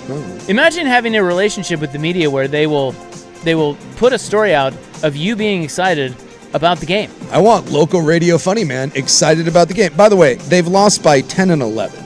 Oh, so that's more than I thought. It's sitting there at 5.5 right now. I'll tell you right now. I think the Gobbler. I think we're going the other way. Do we have an inefficient market, the WNBA? I think I'm laying some points. Stevie Fire's going to find out. Yeah, you're on it. I'm on it. All right, report back. Okay, so they'll play the Fire tomorrow. And then the Liberty. The Liberty on Tuesday and Thursday. But no Sabrina. Sabrina will be out. Like tonight, Satu Sabali is out for the Liberty as well. Has anybody done an expose on how many injuries there are in the WNBA? It seems like everybody's always hurt. Is Caitlin Clark already hurt? They're trying to be more like the they want to be like the NBA. Not be like the NBA. Hey, Sabrina's coming home. No, she's not. They want to get paid like the men. They're trying to do it just like the men do. Hey, don't play. I already bought the tickets. By the way, my buddy was looking. He wanted to go to. He was looking at going to the Indiana Fever game. How much? Let's just say from the rest of the season versus Caitlin Clark, there is a bit of an imbalance. There's a lot of people. If Caitlin Clark gets hurt and doesn't play in that game, there are going to be a lot of people that are pretty pissed off because it's like 4 times as much. Whoa. Yeah, it's a huge jump. What do you got to pay for just a regular ticket? To any game? 15. Yeah, decent. Yeah, $15 to $30 probably. Is that it? Yeah, that's great. It's an affordable, very affordable sports option. I can look into that for you right God, now. I love my Fire. So the Chicago Sky at Portland Fire. You want 2? I'm guessing, right? Yeah. You can get in. 2. Well, this is opening night. That's a little better. You can get in the building for about $45. But that includes For a free one or T-shirt, two? though. Free T-shirt. But wait, is that for one ticket or two tickets? One ticket. Yeah, one ticket. Okay, so it's $100 Yeah, $100 tonight. Looking, tomorrow night. and that's opening. But so when they play the Sun on May 18th, $15 to get in. Yeah, so The Sun's also like one of the I worst. don't want to watch the Sun. yeah, 50. Yeah, They are the worst team besides the Fire. yeah, that same. You're right. That same ticket is $15 for that. The Atlanta Dream and Angel Reese, $18. Dude, I might want to go to that just to see the. Who's the best team? Vegas. Yeah. They've won the last couple championships. And they have Asia Wilson. Asia Wilson, Dude, Chelsea Gray, Jackie Young. I still can't figure out how. Stacked. Just watching Angel Reese highlights, boy, it is something else. See that in person? Just. Wow. I don't know how she is a star in that league. I really don't. Don't you think the nails are a problem? Something is, because she can't dribble and she can't shoot. And she can't make layups. It's a hell of a thing. She needs to use the nails, though. And she rebounds. It's all for the gram. Yeah. All right, where are we here? We got derailed by our fire. My fire. Yeah. Coming up next, buckle up. We've got a major closure happening here locally, Jace, and you're not going to like it. I think it's going to affect you. Not happy. I don't even know what it is. I'm already not happy. I don't know how long it will take, but Sons of. What? you guys need to know about this. This is big. Okay. Now, it's not happening for a while, though, so My anger gets to stew for a while. which is how you know it's big, because they're already warning you. Yeah. About it. So we'll get to that next here on In the News on The Fan.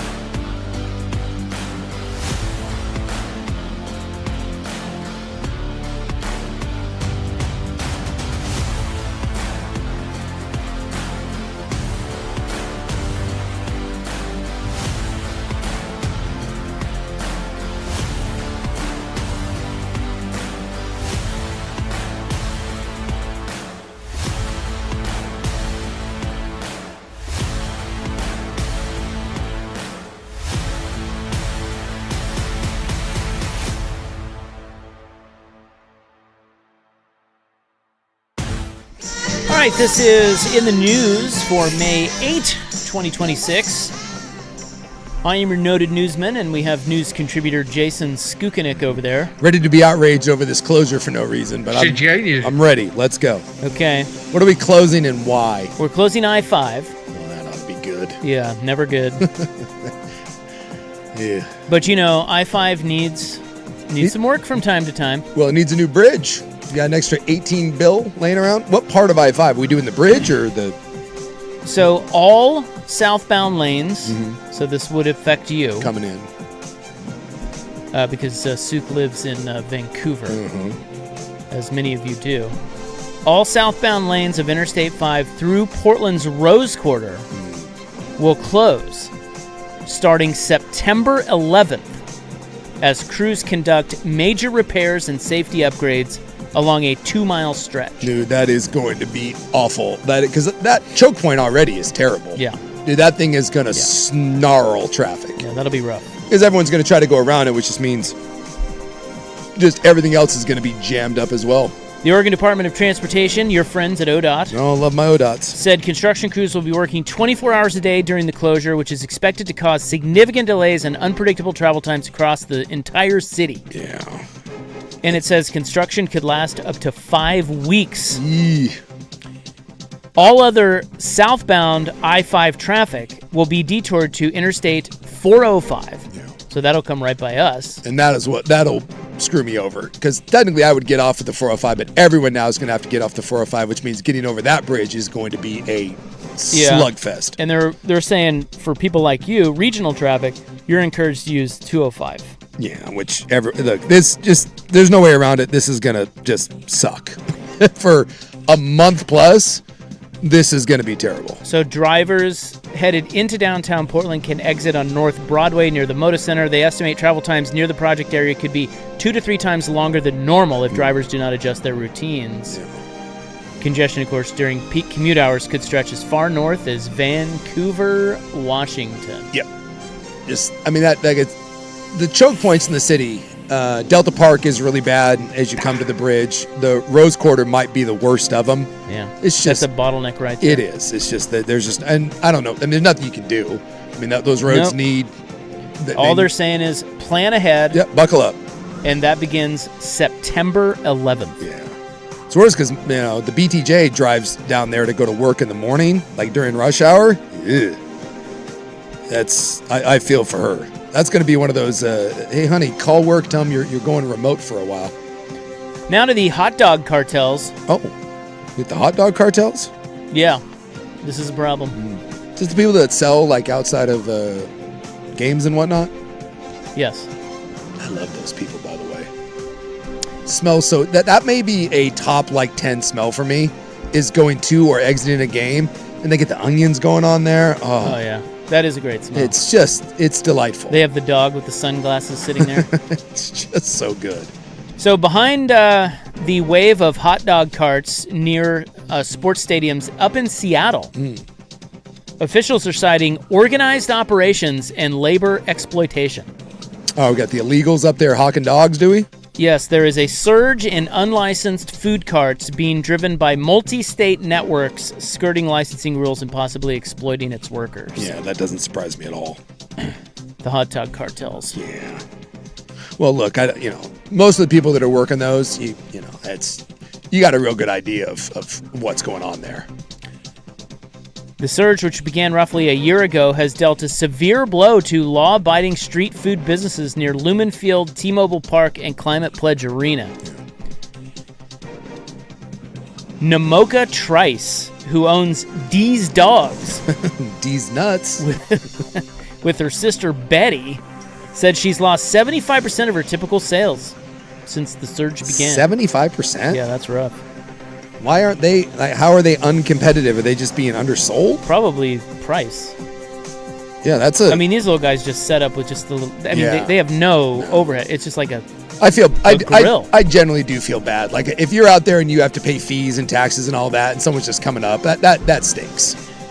But 75%, man, that is a lot. She said on a regular night she might sell 300 to 400, and they're under 100 now. No good. So now are they cracking down or are they just making us aware of No. hot dog problems? No, they're trying to crack down. Yeah. I've heard that too, like with the I mean, we've talked about it before, but the people that sell the flowers, people that sell the fruit, like you think that that's just some rando, but yeah, a lot of times that is big organized groups and they're paying those people nothing. Yep. We finally kicked our fruit vendors. The fruit guy? We finally kicked him out. Nah, we still have that on the corner of my neighborhood. We said, you can't be here anymore. And they were like, okay. And they haven't been back since. Really? Yeah, that's all it took. I don't know. Because we really don't have any legal right to move them. Well, I think it's illegal. Like, no one has a permit. We have one, but they just move, like, there's like a 4-way stop, and they just move to a different corner. Yeah. Like, they're, like... Yeah, they know what they're doing. Yeah, they just move around. It's also the... But this one lady, she would bring her little kid. I know. There's and always they would leave crap all over the place. Yeah, there's always a little kid, which I feel bad sometimes because when I drive by at night, sometimes it's just the kid working there. And I swear to God, that kid on my corner, he's like 8. And they're selling oranges, and I'm like, so you really be 8 years old out there hawking oranges at 7:30 at night? It's a little weird. You make yourself useful. I guess. You're a little S-head. Yeah. And then there's a battle, like, right off a Division in 205. There's a battle right now because that's a big corner for the streetmen to do the, the panhandling? But then the Flower Bros have also moved in there, and they're selling flowers every day, especially around Mother's Day. And it does appear that there is some conflict between the streetmen, you know, because they're pretty, like, territorial about their corner. And then the Flower Bros aren't taking a backseat to anyone. So there's a little, right there on Division, seems to be some beef. Those flower guys, they're pretty aggressive. They walk around. Yeah. They don't just have a stand. No, they move. They move, yeah. And they'll come up to your car window. Can I have to tell you, dude, pretty good deal if you're looking for Mother's Day flowers. What do they get, roses? And they got a whole thing. I don't know where those things come from, but they got the little, they got like bouquets, and they're pretty nice. Haven't bought one, but it's definitely like kind of, I'm like, wow, really? Like $20 for that? A group of long-time local entrepreneurs have signed a long-term lease to transform a vacant Chuck E. Cheese, the rat's nest, into Rose City Pickleball. What, we need more pickleball? Didn't we just open a big pickleball court? The King's Court or whatever that is? Hey, they're opening up all over the place. Pickleball's very popular. That thing is still popping? We haven't popped the pickleball bubble yet? Have you ever played? Peeps be playing. The what? You ever played? No.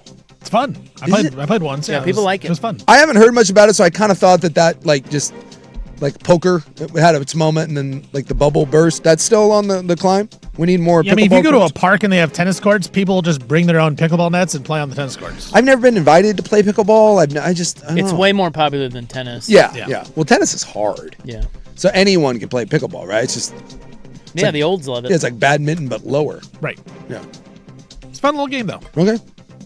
The indoor recreation space will take over the former Chuck E. Cheese building near Southeast 92nd and Powell, which closed in 2020. It will feature 5 pickleball courts, a pro shop, and a cafe serving beer and wine. That's key. So you can get tanked and play pickleball? Yeah, apparently it's a... Have you ever been to Takara Sushi? I don't think so. Okay, so one of the owners of Takara Sushi, which is in Northwest Portland, she discovered pickleball several years ago, and she loves it. And so she's like, dude, I got to do this. So you liked it so much. Imagine liking a game so much that you're like, I'm going to go buy the abandoned rat's nest. So like they got all those sherries that are sitting there. Are we going to like start converting sherries to pickleball courts? Yeah, she was saying she just wanted the neighborhood to look stronger, and the building had been sitting there vacant for so many years. They said that was the perfect fit.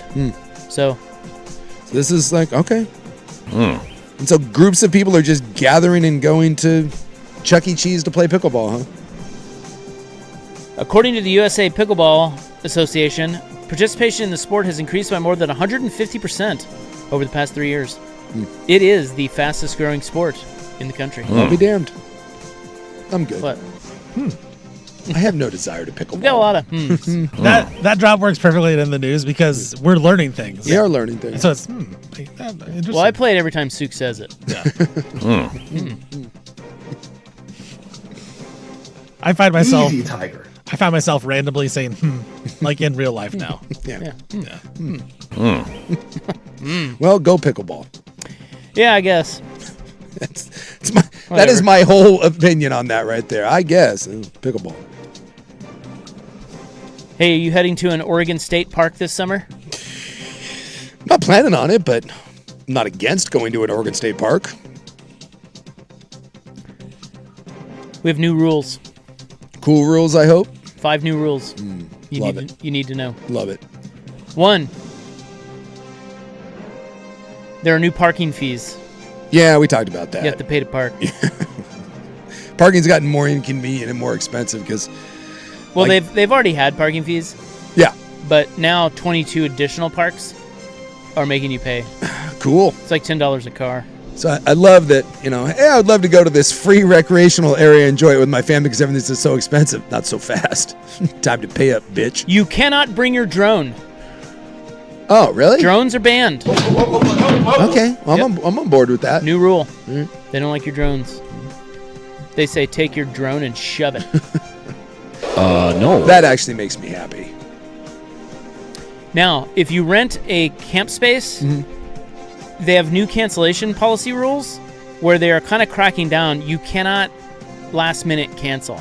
You're going to get dinged because they're so popular. Yeah. I assume that just goes without saying. No, they've been pretty lenient on no-shows or, like... Yeah, you can't, especially like over holiday weekends. Like, I assume that all of the stuff like that, like, you have to cancel in a certain period of time, otherwise you're hooped. So they've got a new policy. There's 4 tiers of refunds: 100%, 75%, 50%, and 25%. Well, that actually makes sense. Yeah. So unlike the parking thing, which they're just sticking it to you again because they can, that I actually support. That makes sense. You can't cancel within 24 hours and be like, I want my money back, because they don't have time to rent it out to someone else.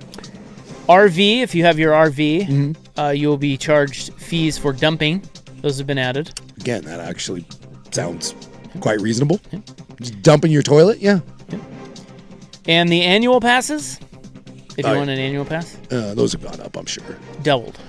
Doubled? They have doubled in price. Good God. They've gone from $30 to $60 for a 1-year state park pass. I would love to hear someone explain to me why it went from $30 to $60.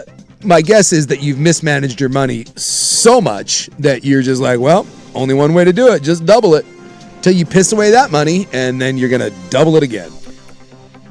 So those are the 5 new rules at state parks. Yeah. Most of them I'm on board. Be careful out there. Careful. It's tough. They're coming after you. I mean, there is not a way that they don't try to get in your wallet. No. Well, remember now, if like you're trying to float a river like in your Daffy Duck raft, if you tie 2 together, you have to like license it. That's right. They even got you on that. Like you can't like have an... That's absurd. That is just ridiculous. And isn't it paddleboarding you have to pay? You're supposed to pay? Paddleboardings have to pay, and I think inner tubes are fine if they're a 1-person inner tube, but like if you have a 2-person inner tube or you tie the inner tubes together, then it has to be licensed.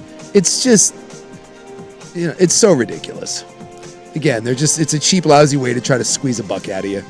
And that is in the news for May 8, 2026, brought to you by the Advocates, injury attorneys at advocateslaw.com. Headlines are next. We've got Oregon football news when we return.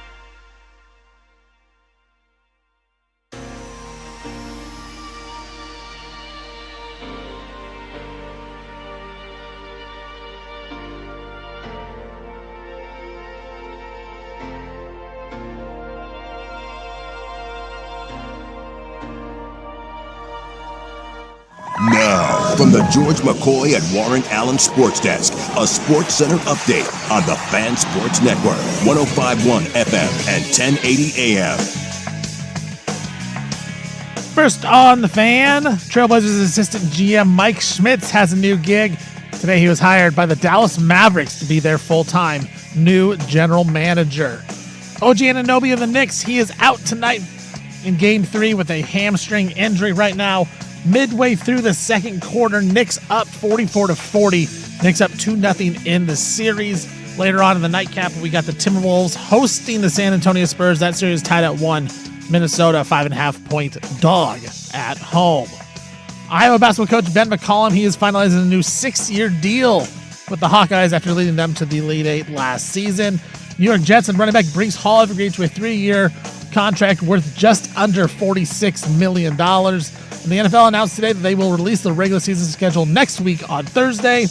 Pitcher Blake Snell, he's expected to come off the injured list for the Dodgers and start on Saturday for LA. I'm Stephen Vaughn from the George McCoy at Warren Allen Sports Desk. Don't call your mom. Call George McCoy at warrenallen.com. This is the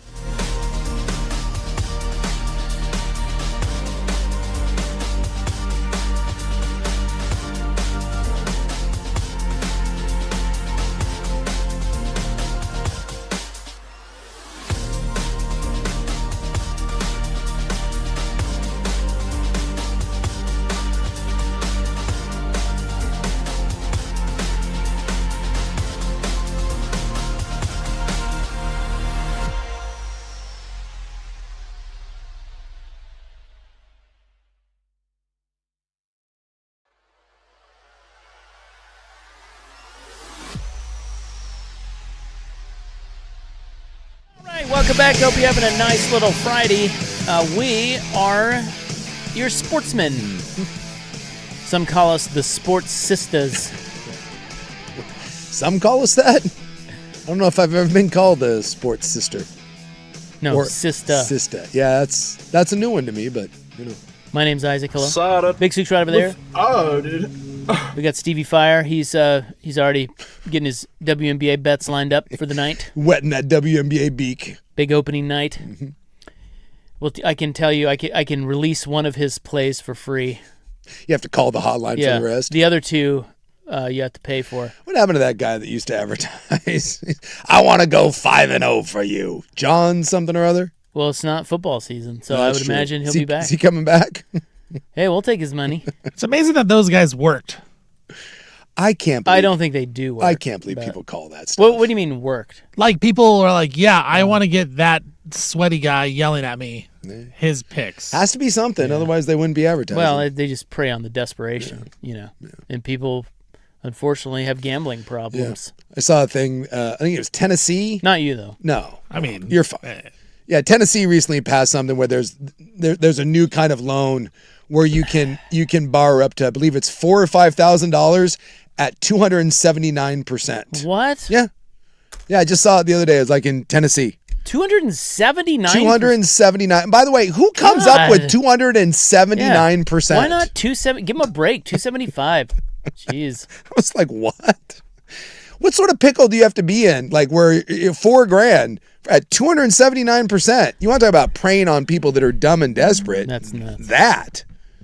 That should be illegal, but not to the good people of Tennessee. Okay, well, now to headlines. We've got Joey Harrington coming up next. We're going to talk to him about, I think the topic will be NFL officials. Mm-hmm. Coming up tonight in the club, Larry David has a new show. Does he really? Yeah. It will be premiering in June. We'll tell you what that is. I do love me some Larry. We also have Beaver News, and this is how you raise awareness. But I love a good awareness raising campaign. Yeah. We're not going to raise any money or do anything, but... Oh, no, he did something. But we're going to hold a concert, and we're going to make money while we raise awareness. This guy definitely did something. He raised the awareness? You can't put a price on awareness. No, you can't. I can't put that money in my pocket, but, you know... All right, so some headlines. 2 Oregon football games have been moved to Friday nights on Fox. Yeah, turns out that we won't be working those days, and we're none too happy about it. Yeah, my first thought was... It's devastating. Wait a minute. We're going to be knocked off the air. Man. We don't deserve that. Not happy about it. No. People need their news, and they're not going to get it that Friday. So the first one is Portland State at Autzen. That's September 18th. That will move to Friday. Nothing says big-time Friday night football like Portland State. And then the road game against Michigan State on November 20th is a Friday. There you go. So just put that on the calendar. We won't be on the air. You think that's what they're putting on their calendar? Yeah, I think that's what they're putting on the calendar. Does anyone have Isaac and Suk in their iCal? I hope so. 3 to 7 daily. Every day. Tell that. Again, scratch it out right now. Quick reminder. Yeah, quick reminder.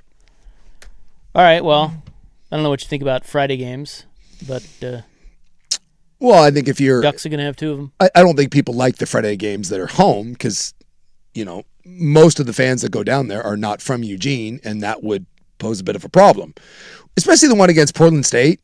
I'm guessing that is going to be that won't be well attended. So you're telling me if you're a season ticket holder and I'm assuming that game is what, 6, 7 o'clock at night would be my guess, Friday night? Yeah. So doesn't say yet, but yeah.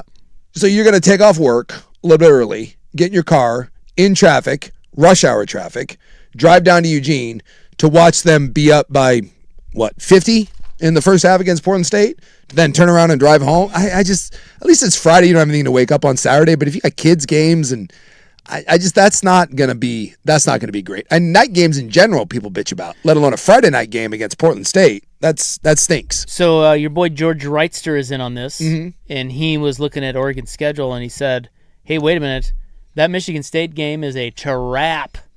The Michigan State game is? Yeah, it's a Friday night at Michigan State. Who'd they hire? Michigan State. Pat Fitzgerald. Yeah. Northwestern. Pat Fitzgerald. Yeah, that's a Friday night at Michigan State, and the 2 games sandwiched around that game are Michigan and Washington, both at home. I mean, yeah, I guess I see where you're going with that, but Michigan State is not good. Lanning kills those teams. Yes. That's the one thing, there's more than one thing, but until he starts losing those games, those aren't trap games. The only games that he loses are against elite teams, and Michigan State is far from elite. And I understand Pat Fitzgerald will come in there and shake things up a little bit, but Michigan State is not good, and they will not be good. And I honestly think Oregon is at the point now with their talent level. I kind of think trap games are gone. If we're talking about Ohio State and you're talking about LSU and teams like that, are there, when they're competing for a national title, are there really trap games against Michigan State? Well, I just don't buy that. Yeah, I think that I see what you're saying. But I think theoretically, if you look at the schedule, that's the definition of a trap game. Yeah. But I think what you're saying is, Oregon hasn't really fallen into any traps. No. So why is it a trap game? But it defines, that's exactly what you look for in a trap game. Yeah. It is a road game sandwiched in between 2 huge home games. Yeah. That's the definition. And we always talk about, we always call them the witches of November. I mean, those things do kind of jump up and bite you. I just would expect, I think you need to have a little better team to kind of trap Oregon at this point.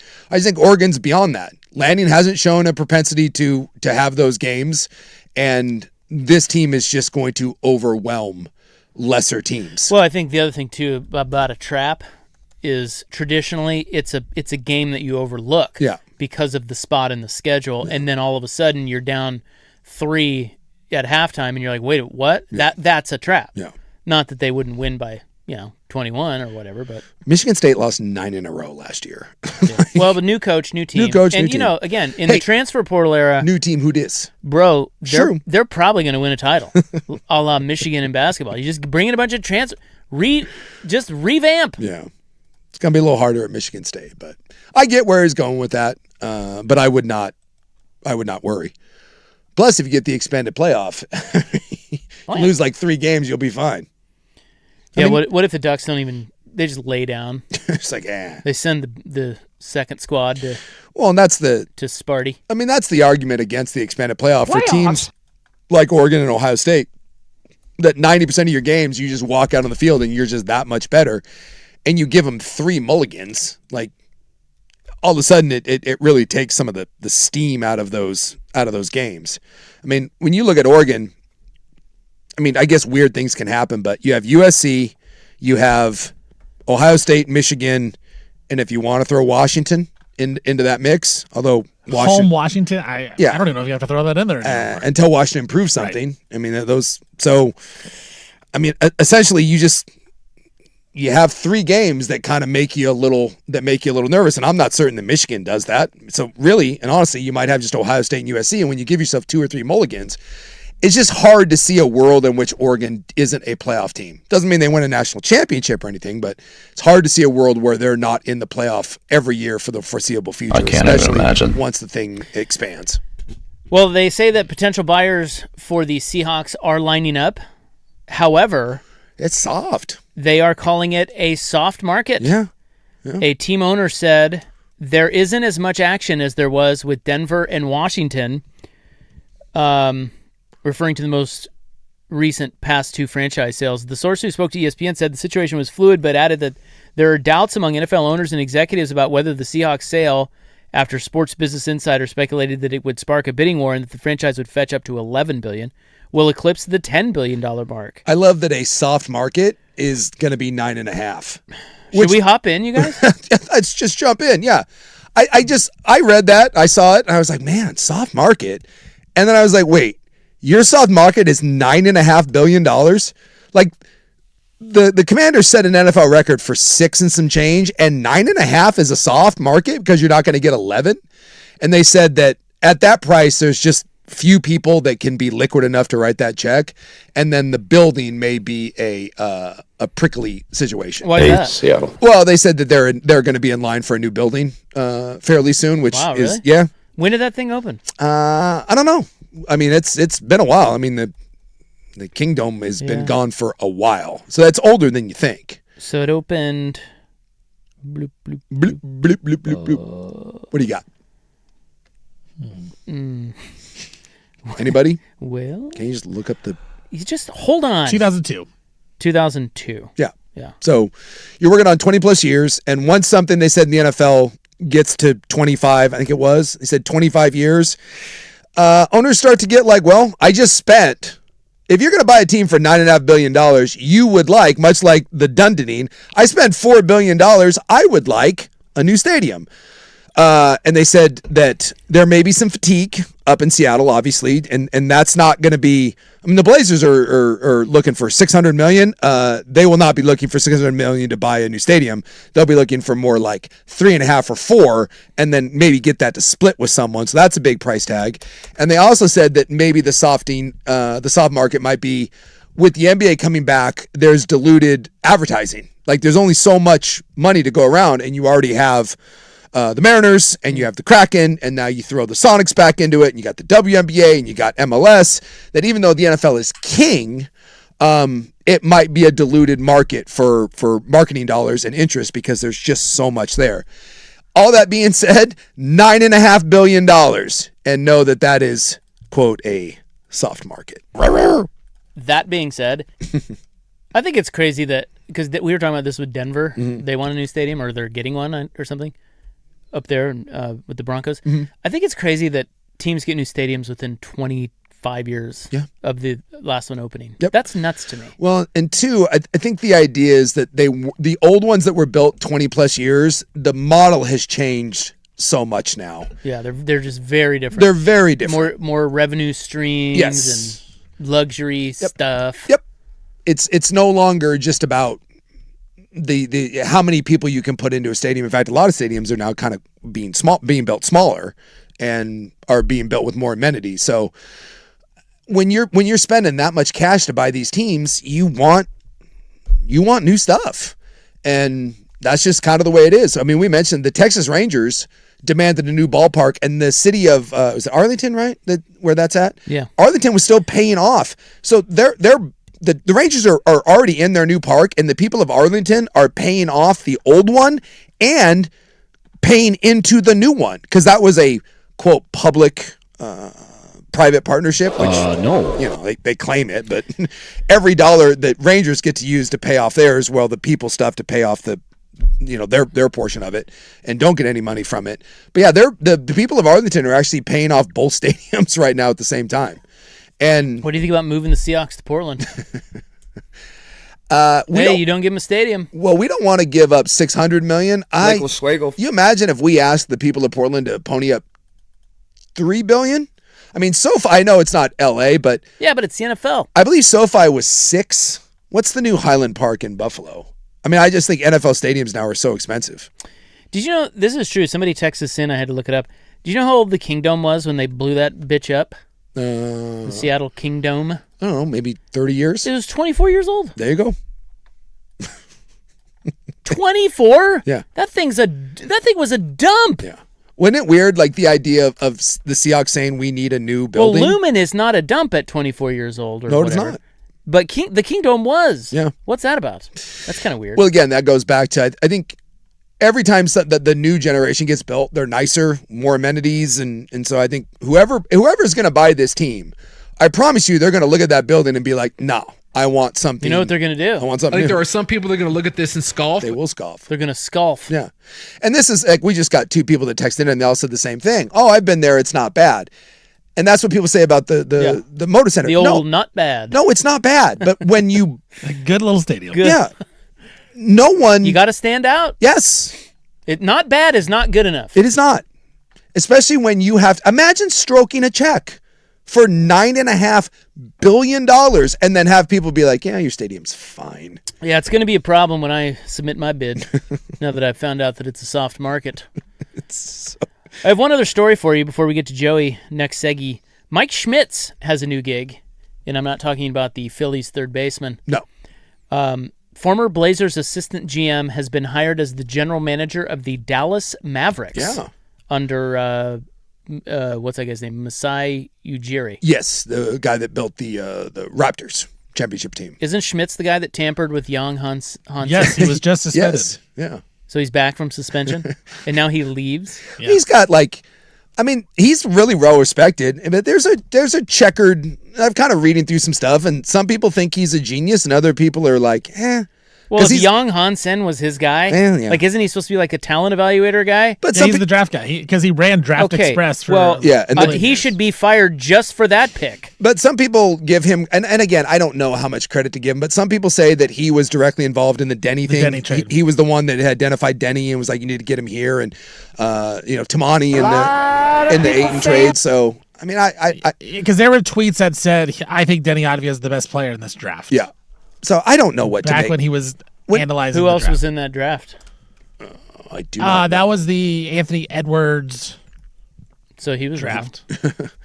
I never know. Whenever you see an assistant coach or like a GM guy or whatever, and he gets moved, I never know what to make of it because it's like how are you supposed to know what influence he had? I do know that he was well respected. I do know that he was viewed as a draft guy, and by accounts, he was responsible for some nice moves here in Portland. But he was also responsible for some draft misses that people look at and be like, "What the hell?" Yeah. And he also tampered with Young Hansen. So he seems fine. I will say this. He was part of the media, and so a lot of media members are like, he's awesome. He's the best. And so for me, that's he was like at ESPN, right? Yes. Right. And so it's like, was he good or was he part of the media? Right. And he talked to you. Therein lies, dude. That is such a great. 100%. Can't say it any better. True story. When you listen to guys in the media that pound someone like that, and I don't know. I mean, maybe he's great, but there is an element to that you do have to remember. When someone's a member of the media, other media members tend to love that guy because there's also the idea of I could be that guy, right? Yeah. Like, well, didn't we see this with Hollinger? John Hollinger. He flamed out, didn't he? He's not in the NBA. He's back to writing. I think. I don't think because he was with the Grizzlies for a while. Yeah. Smart guy. But... Mike Mayock was that guy too. Like when he got the Raiders job, and that was a disaster. Yeah, but he knew his stuff. But yeah, a lot of members of the media will love another member of the media. So I look. I don't think it's great that you're losing a guy that you thought highly of, but Blazers don't have a draft pick this year. Yes, so lose the draft guy. Okay, well they don't have a pick anyways. Well, and they offered him the head job. So what do you? If you're pretty good at your job and someone offers you a better one, that kind of, I mean, that's what happens. So the Avdia draft was Ann Edwards, James Wiseman, LaMelo Ball, top 3. You also had Tyrese Halliburton and Tyrese Maxey. What pick did Denny go? 9. Yeah. So, I mean, he was like, the idea that Denny came out of nowhere. Well, no, he went 9th overall, but still a great get. Could have had that Vassell guy. Isn't that his name? The Spurs? Yeah. He went 2 picks later. No, I'd rather have. I mean, Denny's really good. So, would you rather have Halliburton? He went 3 picks later. No, I don't think I would. I think I'd rather have Denny. Whoa. I mean, Halliburton went on an all-time heater, tore his Achilles. I don't know. Denny's only like, what, 24, 25? Like, Denny's going to be really, really good. He already is now. I mean, Denny's probably should be a third-team All-NBA guy, and there's not an injury history there, and he's a big, I don't know, his contract also is maybe the best in the It's NBA. a sweetheart. So, I mean, Halliburton is a really nice player, but I think a lot of Halliburton stuff came off of that playoff run last year when it was just he was on an all-time heater. So, see where that goes coming off the injury. All right, next 2 segments, the malfunctioning epiglottis and the Mike Masters segment will be with our friend Joey Harrington on The Fan.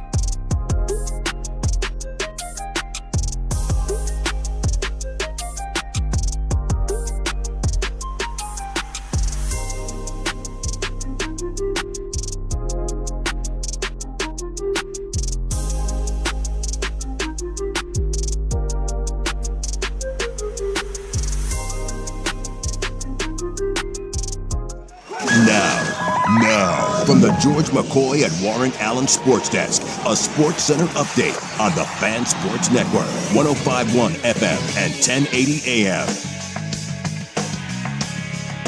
First on the Fan, Trailblazers assistant GM Mike Schmitz, no longer with the Blazers anymore. He's been hired by the Dallas Mavericks to be their brand new general manager. OG Anunoby, he missed tonight's game between the Knicks and the Philadelphia 76ers. Right now, that game is at the half. New York is up by 8 as they are up 2-0 in that series. Later on, we got the T-Wolves hosting the Spurs. That series tied at 1. Minnesota, a 5.5-point underdog at home. Iowa head coach Ben McCollum, he's finalizing a new 6-year contract after leading the Hawkeyes to the Elite Eight a season ago. New York Jets, they lock up Breece Hall to a 3-year contract worth just under $46 million. The NFL did announce today that they're going to release the regular season schedule next week on Thursday. And Dodgers pitcher Blake Snell, he is expected to come off the injury list and start for Los Angeles tomorrow on Saturday. I'm Stephen Vaughn from the George McCoy at Warren Allen Sports Desk. Don't call your mom. Call George McCoy at warrenallen.com.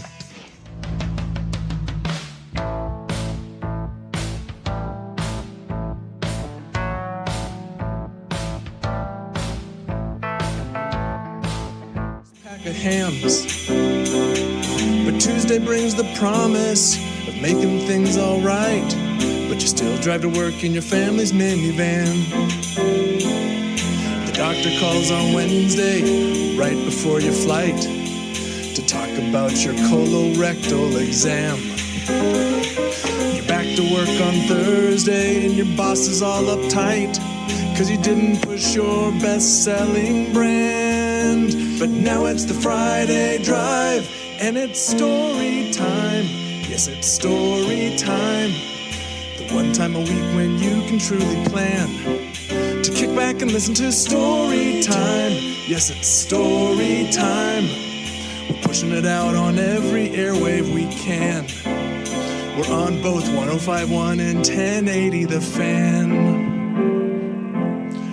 Part of the Fan's Global Sports Radio Network. All right, it is story time with J. Joseph Harrington. He joins us again from his parochial estate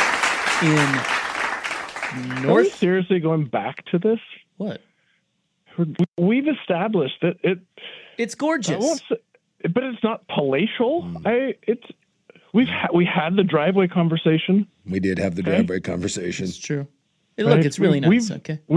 There is no circular driveway. There's no half circle. There's no, it's okay. All right. So back off. Because I'm looking it up. It is a space, typically home or room, that is large, magnificent, and luxurious. And look, I mean, I feel like it is large, I'm but not is backing it? down But here. is it magnificent and is it luxurious? Could we say lavish? No, absolutely not. That's worse than palatial. Could we say splendid, grandiose? How about we just say from his humble? How about opulent? How about you're throwing out listen, one more of those, and I'm going straight. I'm trying to think of a good. I couldn't come up with it on the spot. Of someone who just quit on the spot. I'm just looking at Antonio Brown. Oh yeah, shirt off and walk away. Yeah, shirt off. Yeah. I'm not gonna lie. I looked up all the other words. You're not gonna like any of them. You're not gonna like lavish. You're not gonna like grand. How about imperial? How about imposing? Ooh, imperial. I like that. Aristocratic. How about comfortable? How about welcoming? Stately. Lovely. Can I say lovely? Does stately do it for you? How about? I mean, of all the ones that you've thrown out there, that's the least offensive, I think. I kind of think stately. I kind of like stately. I think that's a nice middle ground. There's a middle ground there. Does stately include a green couch? I would think so. Of course. Mean, it's stately. Every stately home needs a green sectional. By the way, I have something to report. Oh. Did you buy a green sectional? We now have a green couch. Get right the hell out of town. No. Did you think about the Harrington couch when you bought it? No. No. No, and it's not a sectional, but it does fold out into a bed, but it's not like a hide-a-bed thing, and it's not our main couch. Secondary couch. It's actually third. But, you know, Oh. look. Must be nice. Look. 3 couches. Man, that place must be palatial. Yeah. Exactly. Well, You want to talk about palatial? I don't have 3. I have 1 couch. You know what our place is? It's comfortable. Okay? Comfortable. Because we like couches. Well, that's what happens. You get comfortable homes when you work at 1080. It's no longer 1080 The Fan, 105.1. 105.1. It's both 105.1 and 1080 The Fan, Yeah. part of the global. As you could hear in the jingle, or the theme song. I will tell you, like, if you're moving into a place, is not the couch the key? Like, the couch is everything. It's a focal point. It really is. Like, if you don't have a good couch, what are you doing? I mean, that's it. It brings the whole room together. Okay, that was too easy of a Big Lebowski thing. So, now let's establish, what are we, a family? Are we a bachelor? Oh, I think I don't think nesters. I don't think, because I think a couch would be less important if I would go like leather chair, like if I was a bachelor, right? You know, a TV chair. If I'm an empty nester, I might say that's us. I don't know. I don't know. I don't know if couches are like the focal point. I think sure, if you got family and like kids and bouncing around and like let's all watch a family movie, yes. I may say dining room table if you're empty nesters, having friends over. Dude, I push back because if I come to your house, I'm judging you based on the couch. If I look at your couch and I'm like, and then I sit down on it and it's uncomfortable, I don't care what your dining room table has. I'm judging. I think the couch is the judgment focal when people view your place. You come over, like when you get a couch, that's reason to like have a soiree. Like that's like the first adult thing you do is buy a couch. I've got stories here. I've got some very. But you don't ever come over and like, okay, hold the story because I have to respond to this. Okay. Because you don't ever say, hey, do you guys want to come over and have couch tonight? Like, hey, why don't you guys come over and we can get a bite to couch. No, but you invite people over to have. Hey, would you like to come over and have dinner? Would you like to come? And that's stuff but you do no when one, you're adults. No, you're out in left field. No one walks into your home and immediately goes to the table. They come in and what do? They sit on the couch and you have some chit chat, and then you may get up and move. But that's the first impression. That's the first date of someone coming over is the couch. The couch is everything. Okay. So I have some very topical stories here. So we just bought a new house, and it's down the street from our old house. Now, the living room in the new house is bigger than the old house. So you got to get a new couch. Well, so we have a sectional in the old house, but in the new house, the couch that they had in there fit so well in that living room. We just bought that couch with the house. I see. So to Suk's point, the couch, very important. We agreed, look, we got to have this house. You looked at that and said, couch. no, that couch is staying. Nothing else stayed. Because, no, just the couch. Just You're the right. couch. No, that's a good point. Now, to Joey's point, the dining room table is 100% my wife's creme de la creme. Yeah. We don't have one because we didn't have a dining room in the other house. Yeah. So now we are shopping for a dining room table, and I will tell you, this is what makes her the most excited about this new house is the fellowship around the dining room table. Yeah. So you're both right based off of my recent experience. How about that? I am going to go ahead and just shake Suk's hand, say well played. And we're both going to walk away. Hey, it's like soccer. You play 90 minutes, and sometimes you both walk away with 1 point. It's a good game. So you know what? Both teams played hard. But you have better hair. You have soccer hair. Yeah, I don't have soccer hair. You don't have any. You don't have any hair. No. Yeah. I got a lot of hair on my face and some of my shoulders. Does that count? Shoulder hair. I tell you, it's going to come in. It's going to be in at some point. Shoulder and hair. You and I are going to be coveted commodities. Well, can we also talk like Joey? You're not even gray. Like that's the other part that pisses me off. Not only do you have really good hair, but we're the same age and you're not gray yet.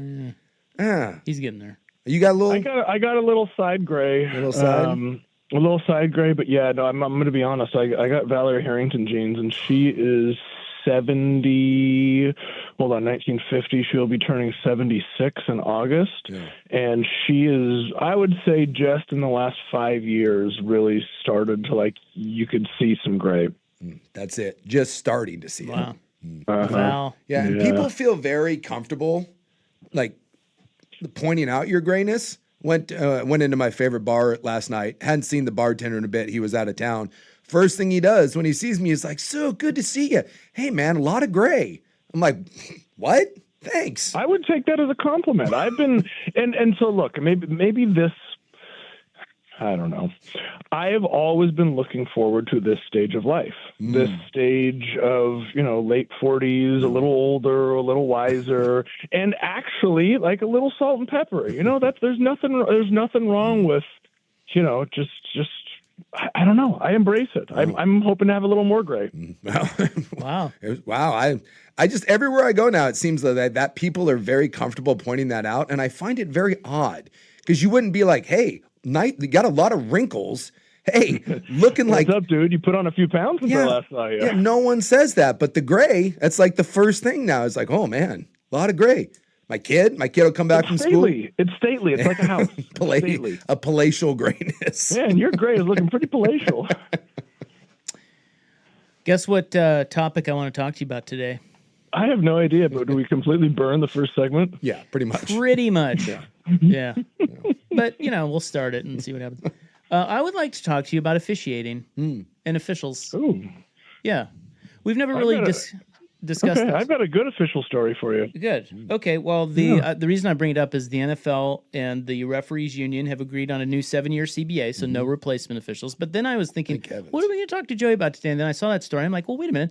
We never really go into the player's perspective on officials. That's pretty interesting because when I'm on my couch, I see things one way, and when you're on the field, I'm sure you see things completely differently. Yeah. So, I guess the first question would be like, when players gripe at officials, which is an age-old pastime, any sport, but for you, having been on the field, is it mostly just ego and like saving face and maybe a defense mechanism, or is there a player's perspective that we simply can't understand as viewers about officials?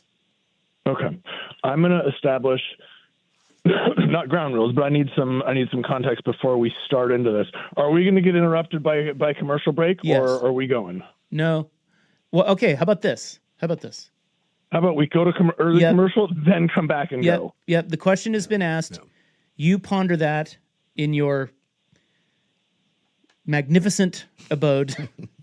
We agreed on stately. Stately abode. Stately manner. Stately and comfortable. Okay. Stately and welcoming. That's what welcoming we abode. It is very welcoming. Yes. I will say that's very good. Okay, so you in your welcoming abode, chew on that, and we'll be right back. More with Joey Harrington, courtesy of Mods PDX on the Fan.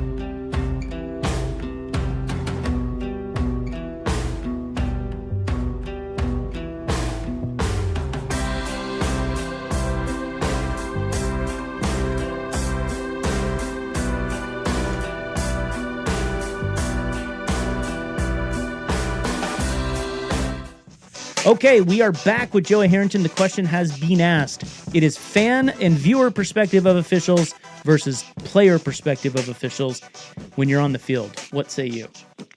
Okay. College and NFL are very different. Okay. In college, there's still a feeling of,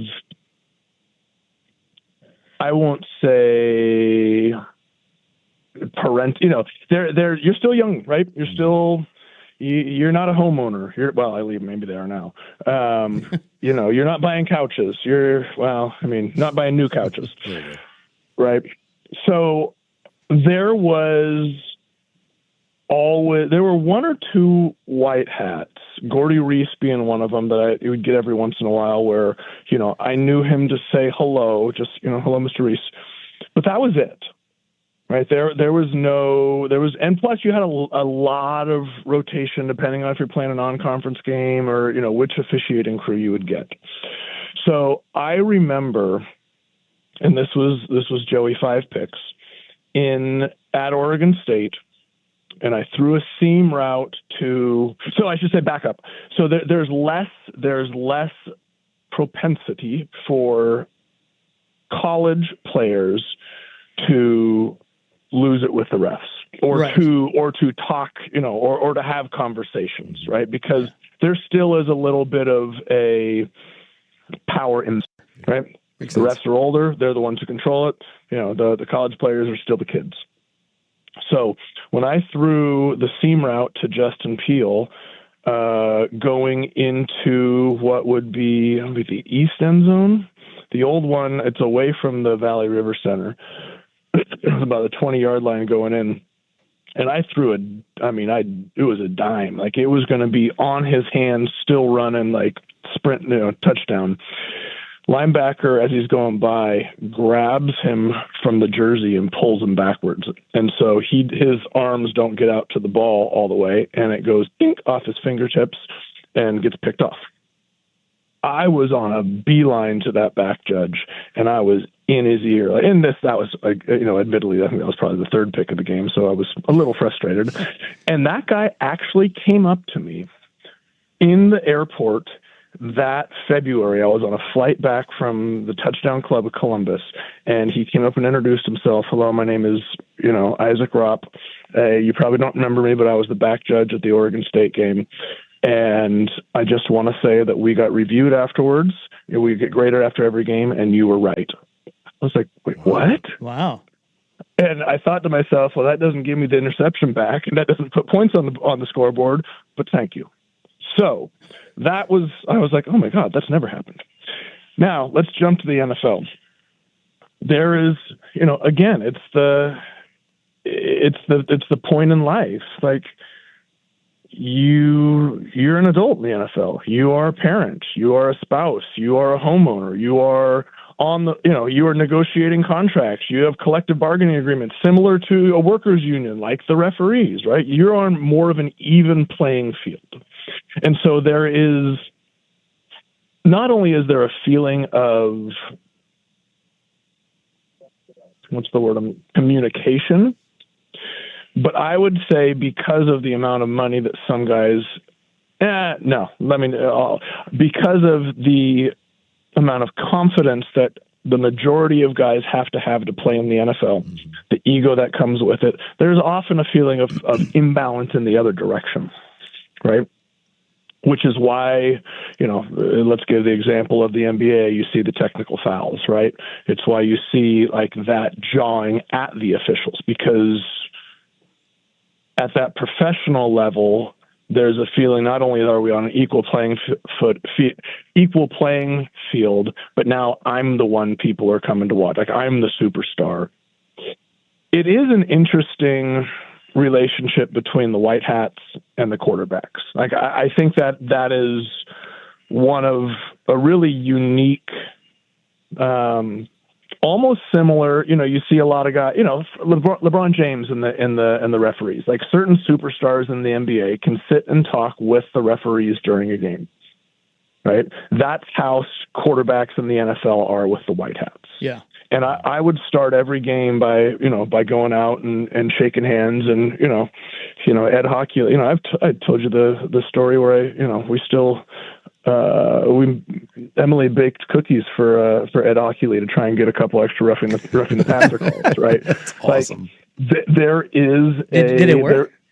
I don't know. I got cut that year, so I didn't get a chance to play anymore. So Ed does owe me. He owes me a roughing the passer call. But no, like he came out to camp and training camp, and we're talking, and I was joking around and told Emily, and she's like, "Oh God, I'll bake him some cookies then." And because he had suggested, he was like, maybe if Emily bakes you some cookies, you'll get an extra roughing the passer call. I told her, and she was like, "Yeah, sure, I'll do it." And so cookies were baked, delivered to Ed the next day at camp, and then I get cut. But there is an interesting relationship between NFL quarterbacks and the white hats. Not the umpires, not the back judge, not anybody else, but just the white hats. Were there white hats that you dreaded and white hats that you loved?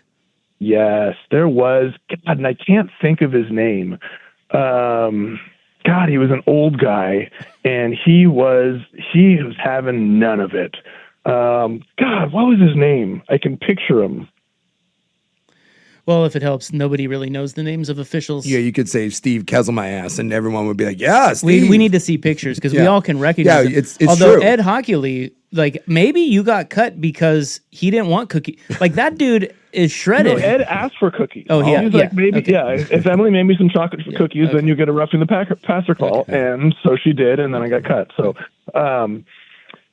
you'd be surprised, though. You would, if I went through the list of guys and said the names, which of course now I can't. God, this would have been good to prepare for. I could have had like the whole thing. I bet you we could play like a face to name, like A, B, C, D, E, F, G, and like match them up, and I bet you you'd be able to get it. Because it is weird. Like when you hear the name and then you see the face, and that like you can't. It's like a game of guess who. You can put it together because there's only a handful of people that like Ed Hockey might be the most famous of all, but everyone else you'll be like, oh yeah, I know that guy. I've seen that guy a million times. Right. Exactly. So there is a very good working relationship between white hats and quarterbacks, and part of it is because it's honestly it's their job to protect them. And yeah, I mean, I would be lying if I said that there weren't times where I felt like Ed or whoever it was had my back, and that's different than any other time or any other referee situation I've ever come across. Just real quick, do you think in general that the NFL referees do a good job, and has that opinion changed from when you were in the game versus now? I do think they do a good job. They absolutely do.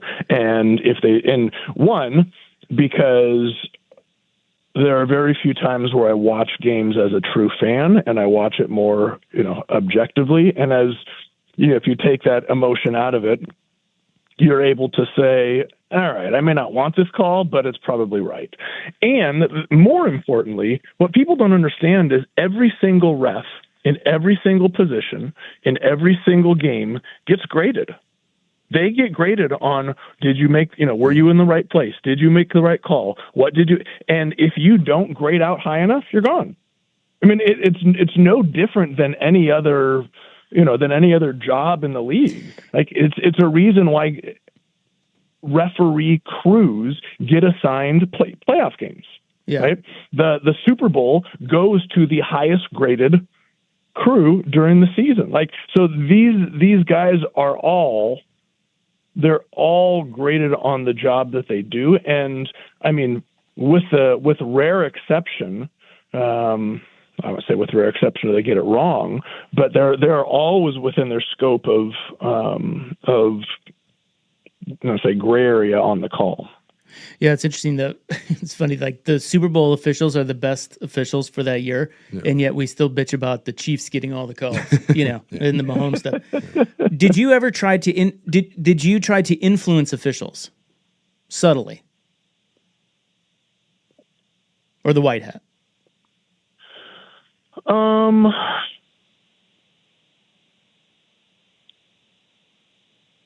Yeah.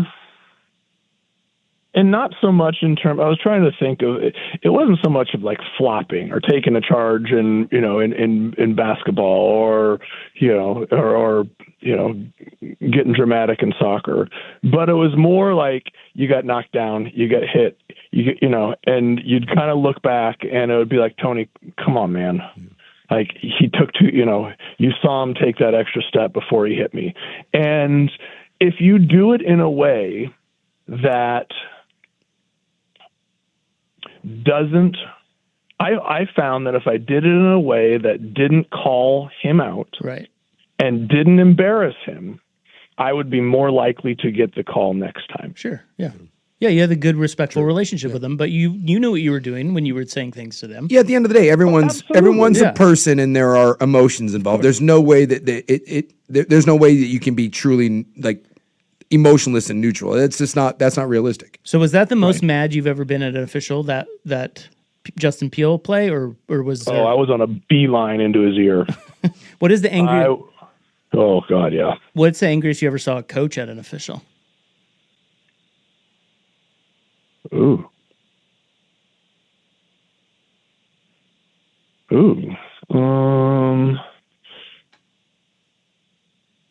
Yeah. I'm sure Nick Saban got pretty pissed off, but I can't remember offhand, to be perfectly honest.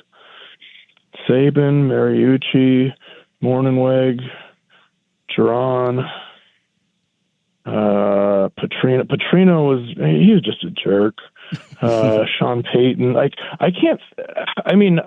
sure that they did, but God, I can't think of anything offhand. Well, I will say in the NFL, it does kind of seem like it's not like college basketball. College basketball coaches are the worst. Just in their ear constantly. But I feel like football coaches, they kind of aren't. Like they talk, but they don't go crazy.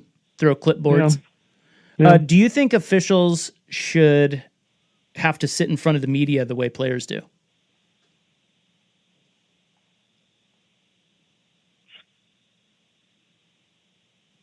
Trying to think of what that would look like. Well, they get peppered. They get peppered about their calls, and they have to answer them, and it gets written up. It's like when you throw 5 picks, you got to stand in front of a microphone. If someone throws 5 holding calls, it'd be interesting to see him stand up. Well, but it's not. But it's not him. It's not him who. He's not the one who is holding. He's just the one who identified the other guy who was holding. So it's still the other guy who is holding who needs to stand up and but it's more the idea what he did. It's more the idea you said they're just like any other job. The scrutiny, like could there be more scrutiny that's sort of public about what they do? I know they get graded, but why is that not public? Like, I don't know. Why are we protecting them? They don't protect players. We're not. Well, they don't talk to the media. They don't have to. There's one pool reporter. Like that guy that came up to you in the airport. It's like, dude, if the media was grilling, he'd probably been like, well, yeah, I got it wrong. Or, I don't know. But does that change anything? I think people would like... It can make them better. I think everyone wants accountability, and it's the reason why, we want players to stand up there. And I do think there's the vast majority of fans would like an official, right or wrong, to stand up and have to answer the same questions that coaches and players have to answer. But accountable to who? The players are accountable... I don't. Well, it's just explanation. They're accountable to the NFL. What were you thinking when you made this call? Yeah, that would be helpful for people to know. And then I think maybe just like grades could make officials better, maybe sitting in front of the media and being accountable would make them better at their jobs. I don't know. Just spitballing. Oh, not bad. Okay. I don't hate it.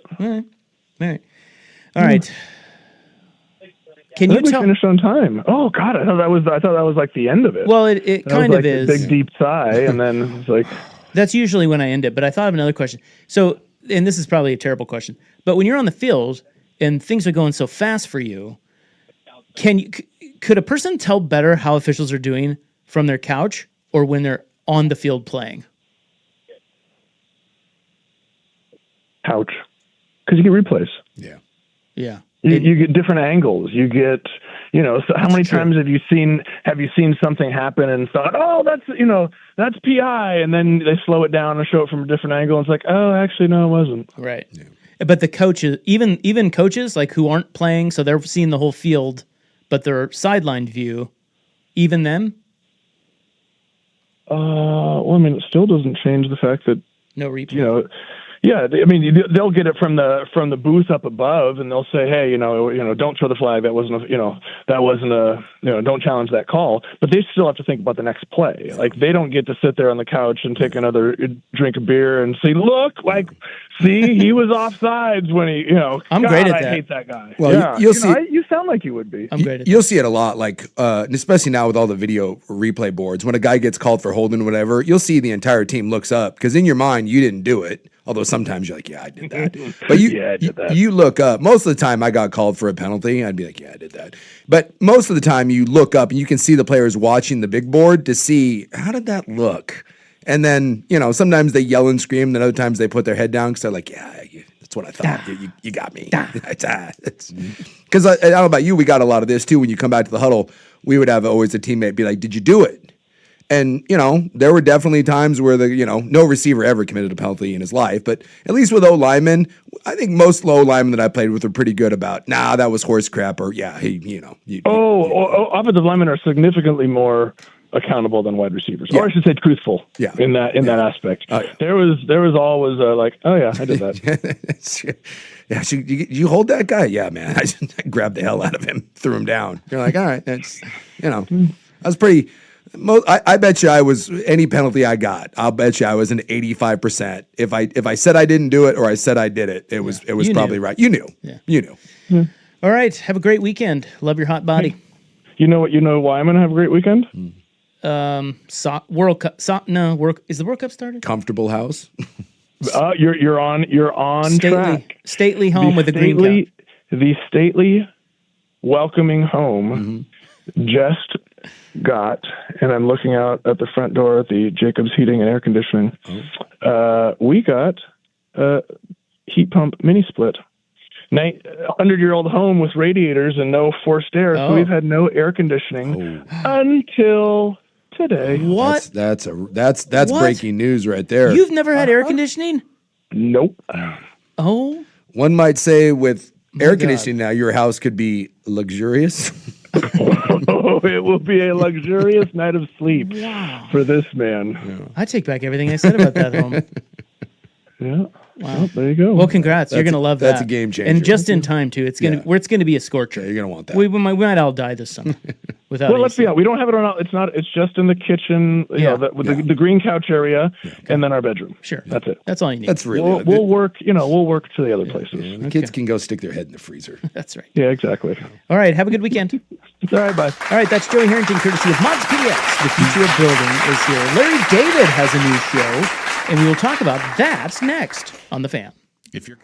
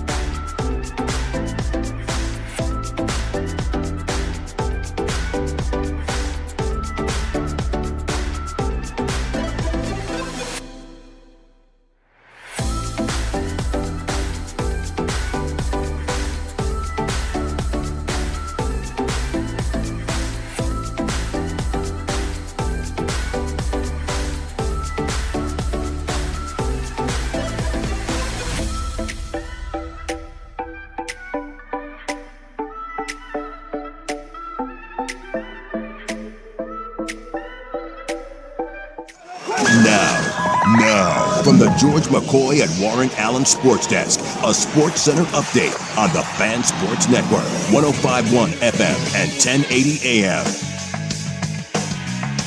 First on the Fan, Trailblazers assistant GM Mike Schmitz has found a new gig. He's going to be the Dallas Mavericks full-time general manager, reporting under Masai Ujiri. Game 3 in the NBA playoffs. Knicks taking on Philadelphia. No OG Anunoby for the Knicks. With the Knicks up by 6 here late in the third quarter. Later on tonight, Timberwolves taking on the Spurs in Minnesota. Minnesota a 5.5-point dog at home. Iowa basketball coach Ben McCollum, he is finalizing a new 6-year deal with the Hawkeyes after leading them to the Elite Eight a season ago. The Jets and running back Breece Hall, they have agreed to a 3-year contract extension worth just under $46 million. The NFL announced today that they will release the regular season schedule next week on Thursday. And Dodgers left-handed pitcher Blake Snell, he's expected to come off the injury list and be the starter for the Dodgers tomorrow on Saturday. I'm Stephen Vaughn from the George McCoy at Warren Allen Sports Desk. Don't call your mom. Call George McCoy at warrenallen.com.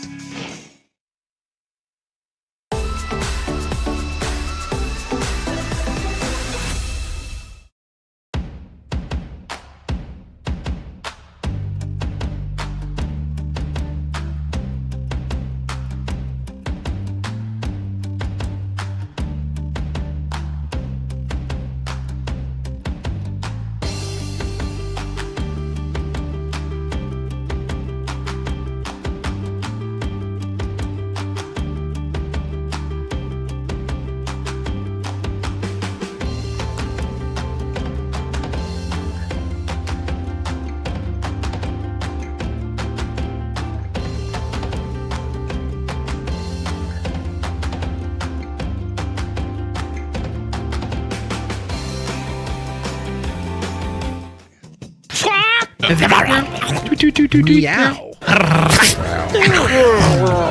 Meow. What does a giraffe sound like?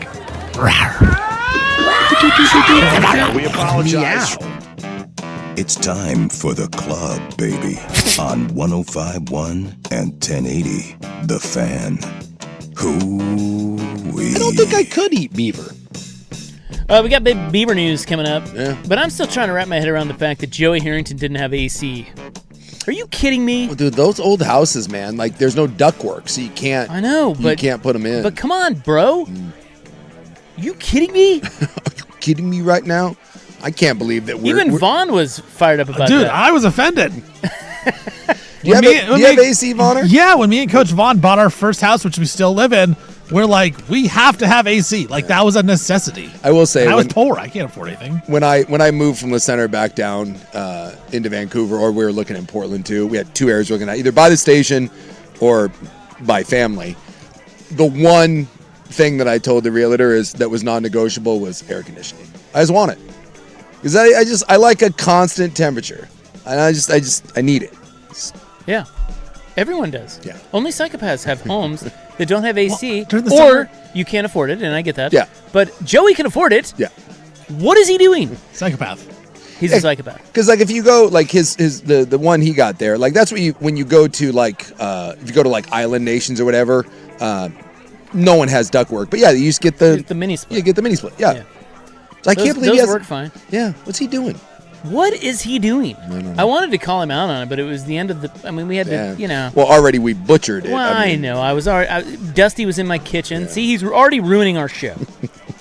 I mean, there's a whole segment we could talk about that. Why hasn't But Joey listen, had air conditioning? Well, up until no. this point? Why are you buying a house? You're a rich NFL quarterback. Why are you buying a house without AC? Well, I know you love the house. Well, that area that he lives in. I know it's super nice, it's but super listen, there's a lot of when you have that kind of money. And look, I'm not. You know, I know he hates that. Yeah. But hey, he's got dough. Yeah.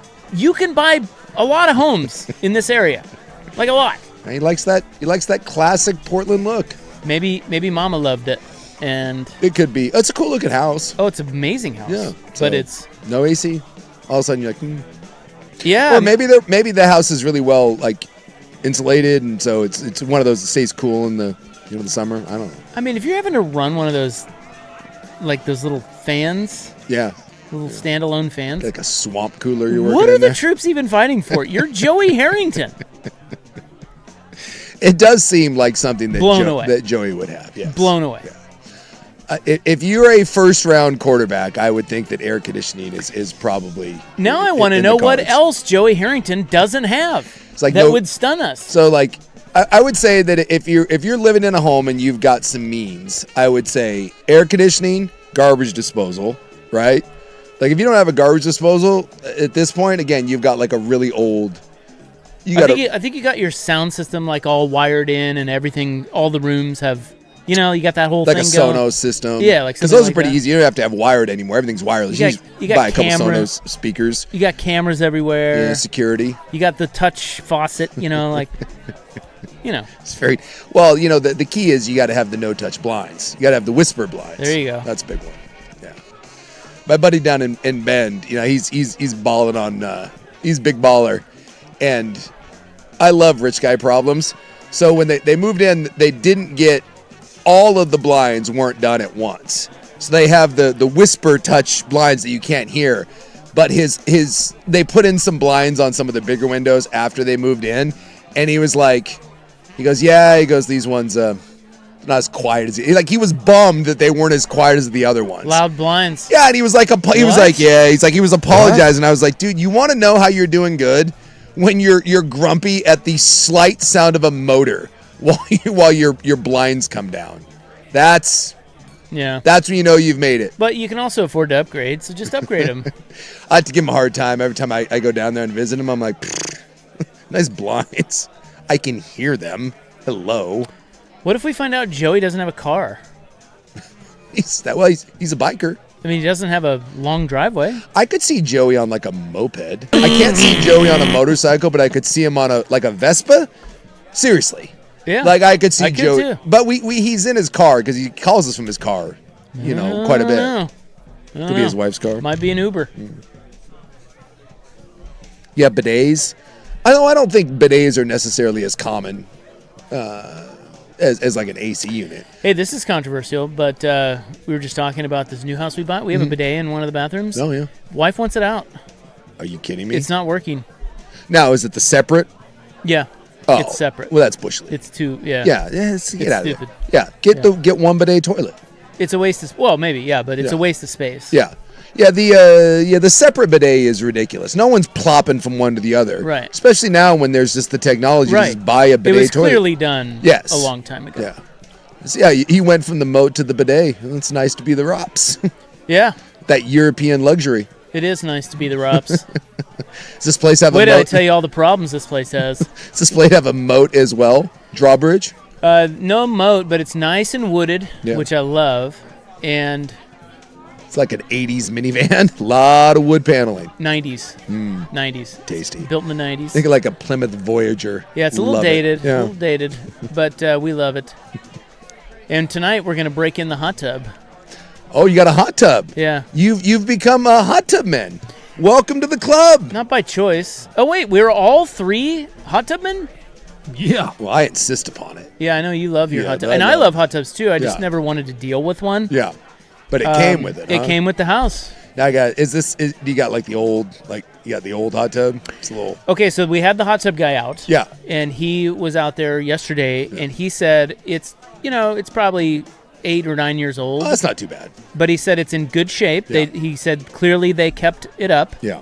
And he got it all spick and span and dialed in for us. And tonight, oh boy, we're gonna get in there and do it. You need to get in there, start it, and then get out. Doing it in the hot tub doesn't work. Yeah. That does don't try that. Oh. Water, in case you didn't know, not a lubricant. Yeah, don't do that.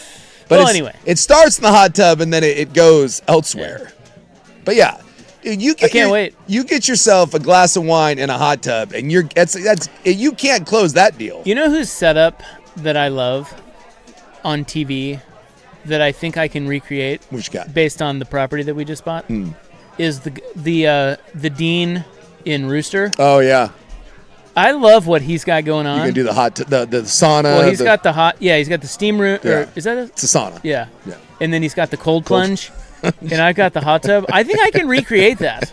I want you out there, just Rob shirtless, just having the you can't sauna. See, it's very private. Okay. Very private. Yeah. Very private. When do I get the invite? You probably won't, but we'll see. We'll get it all dialed in. You know, Yeah. we got a lot of stuff to do. There's Understand. a lot of work. I understand. A lot of furniture. Like, I mean, it's just cash. Cash is just flowing out the door. I understand. You know? But a good outdoor living space. Yeah. It's the favorite part of my house. Yeah. I got a good, my backyard is dialed. And that's, you know, it sucks during the winter because you can't really do much out there. But, man, when the weather's decent, yeah, you know. I feel you, bro. Being outside's the best. All right. Well, let's take a break and let's get on track here. We've got a new show from Larry David, which I think of all the people in entertainment who you'd find out there's a new show, he may be top 3 in terms of people going ape bleep about, when is it? What is it? Whatever he does, I'm in. So we'll tell you what it is next on The Fan.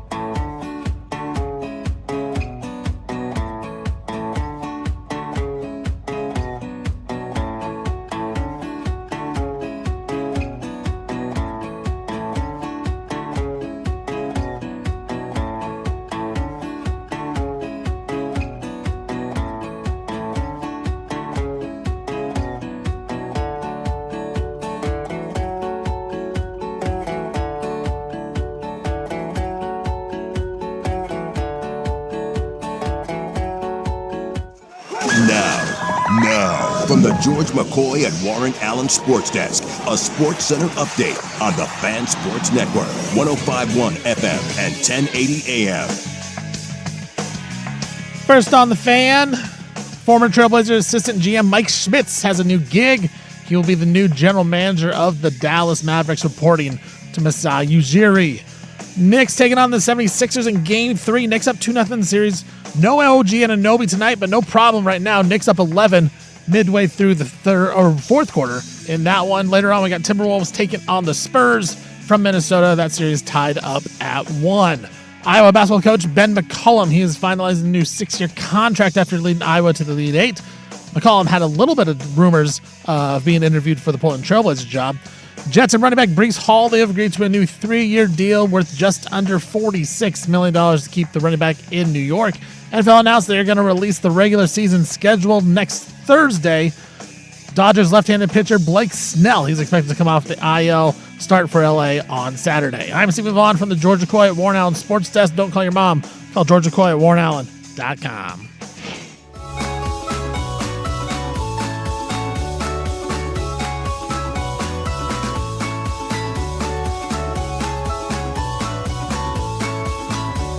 All right, so this popped up out of nowhere today, or maybe it was yesterday. I saw that Larry David is throwing out teasers for a new show.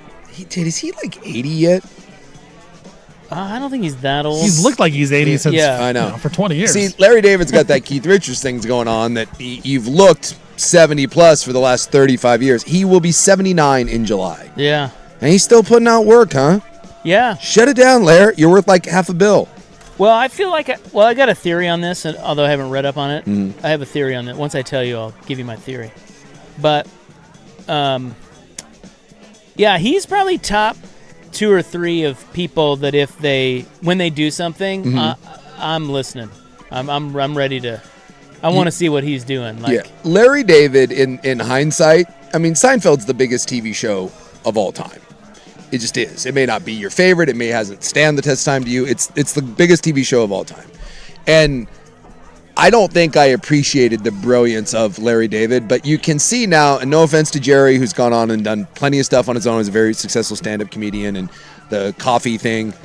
I think you saw who was the driving force behind Seinfeld. He's genius. It's genius. Yes, it's Larry David. I think Curb is even better. And therein lies, yes. It will never get the acclaim, but if you ask, and because I love Seinfeld, I grew up on Seinfeld, but when I go back and watch Seinfeld now, some of it obviously has not aged fantastic, but some of that is just the technology behind it now.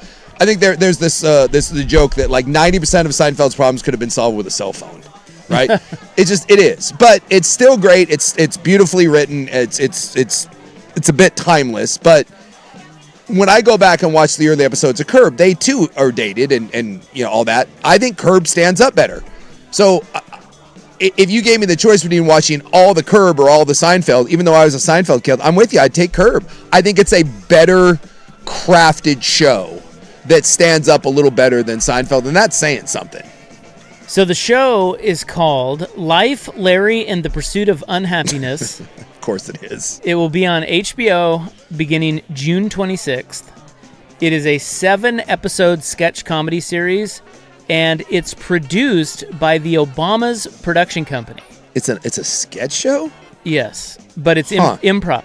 So they're saying, and by the way, if you don't know, Michelle and Barack Obama have a production company called Higher Ground. Thanks, Obama. Yeah, really. Yeah, thanks a lot. But so my theory on this is, before I tell you what they're saying about it, my theory on this is that the only reason Larry's doing this is the Obamas asked him. Oh, I could see that. You know what I mean? Yeah. Like, he's not, at 78, dude, you know him. He's notoriously fickle about like when he's going to do something anyway. I've seen the trailer. He looks exactly the same. Yeah, except he's had a little, I think he's had a little work done. He got a little tight. Yeah. Yeah, I could see it. But he just, I was like one of those where I'm like, am I going to see him and be like, whoa? And no, he just looks like Larry David. So apparently it's to celebrate the 250th anniversary of America. I believe we're having a human cockfight on the White House lawn. That's how we're celebrating. I saw an interview with Dana White about that. I can't believe we're doing that. Actually, I can believe. You know, they doing can't sell because that's government. You can't sell tickets. Yeah, you can't sell anything. You can't sell hot dogs. You can't sell beer. No, it's just gonna be. It's gonna be set. Have you seen like the renderings of it? It's not interested. It's really weird.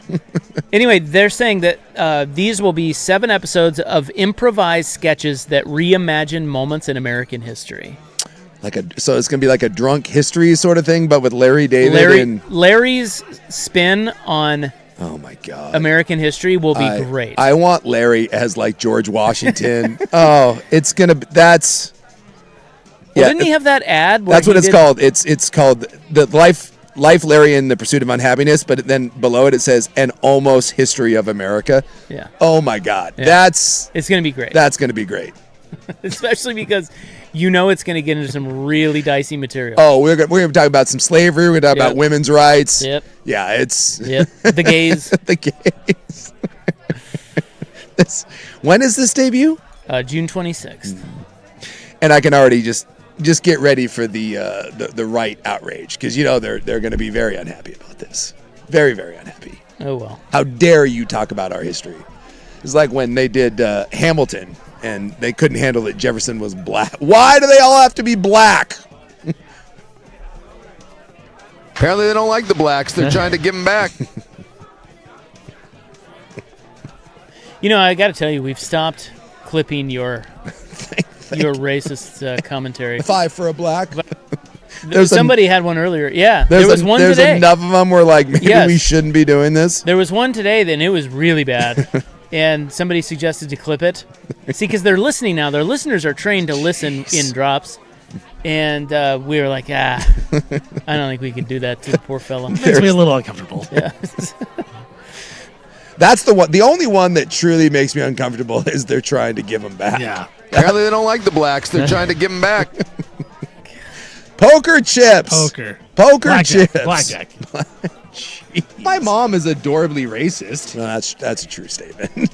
I'll stand by that one. I'll stand by that one. Well, that was when we were talking about the origins of the BTJ, big time Japanese. My wonderful, adorably racist mother telling Dr. Yoda because she couldn't pronounce his name. Daughter-in-law, Japanese. Could you mix in a black? Big time. Big time. The best part is, you know who loves that more than anyone? The BTJ. Oh, yeah? Oh, she's embraced it, huh? Oh, well, when I told her that, I thought she was going to pee her pants. She was like, what? I was like, hey, turns out you're big-time Japanese. Because she's always viewed herself as like small-time Japanese because she split time growing up. Like, she was actually born here, and then Japan here, back to Japan, and then back here. So she's always felt like kind of an outcast, like not fully American, not fully Japanese. So to find out that she's big-time Japanese, she's like... She's ecstatic. She's like, yeah! She like went to an international high school, and people like made fun of her Japanese because, it wasn't as good as people that were full grew up there. So her whole life, she's been small-time Japanese, not according to Boole.